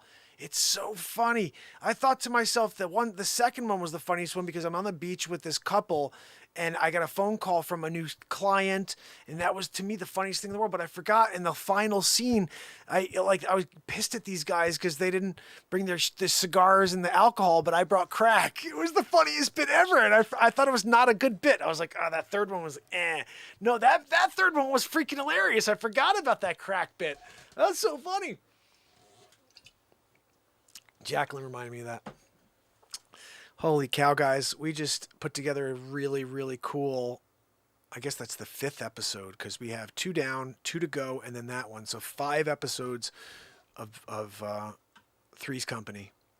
We always do this, just so you know. Everybody who's been around for a while knows that. When I did Stuck on Mars, we did 7 episodes in a week, right? When I was Super Mark, we did 7 episodes in a week. Every time we create a show, we do a bunch of those episodes, then we move on to a new show. I realize that's kind of what this show is we continue to move forward.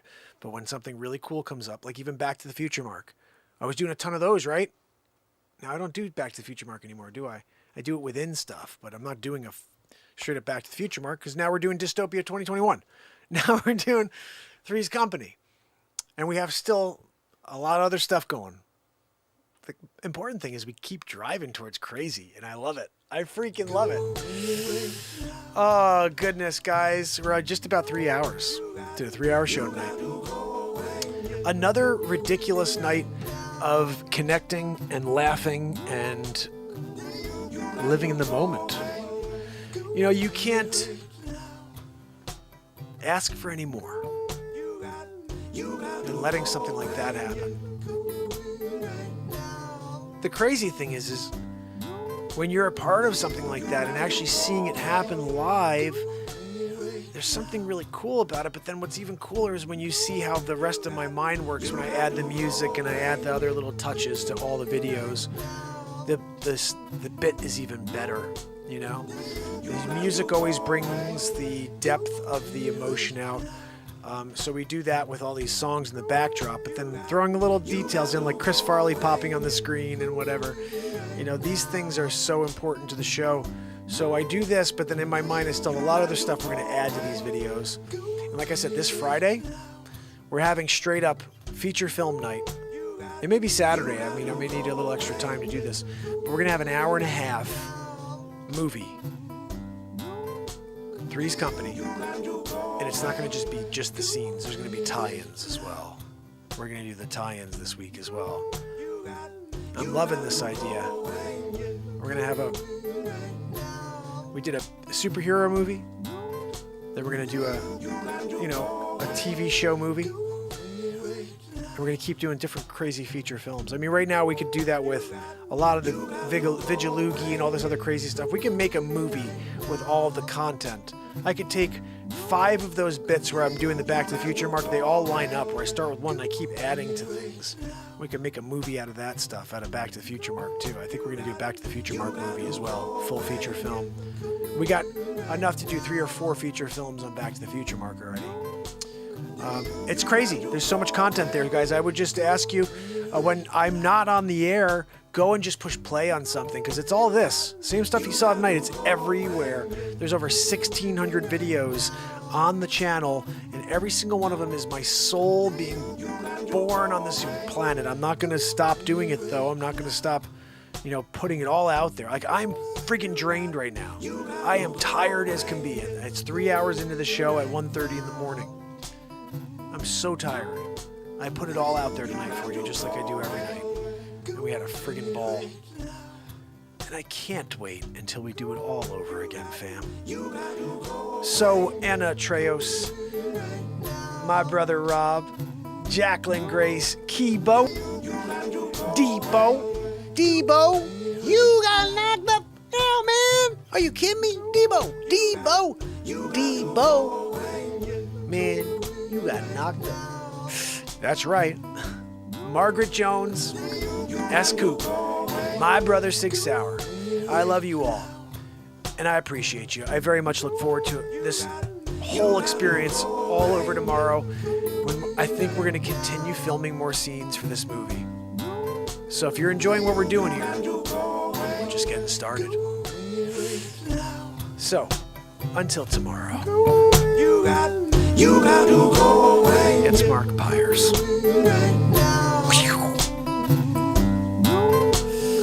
And it's Renaissance, man.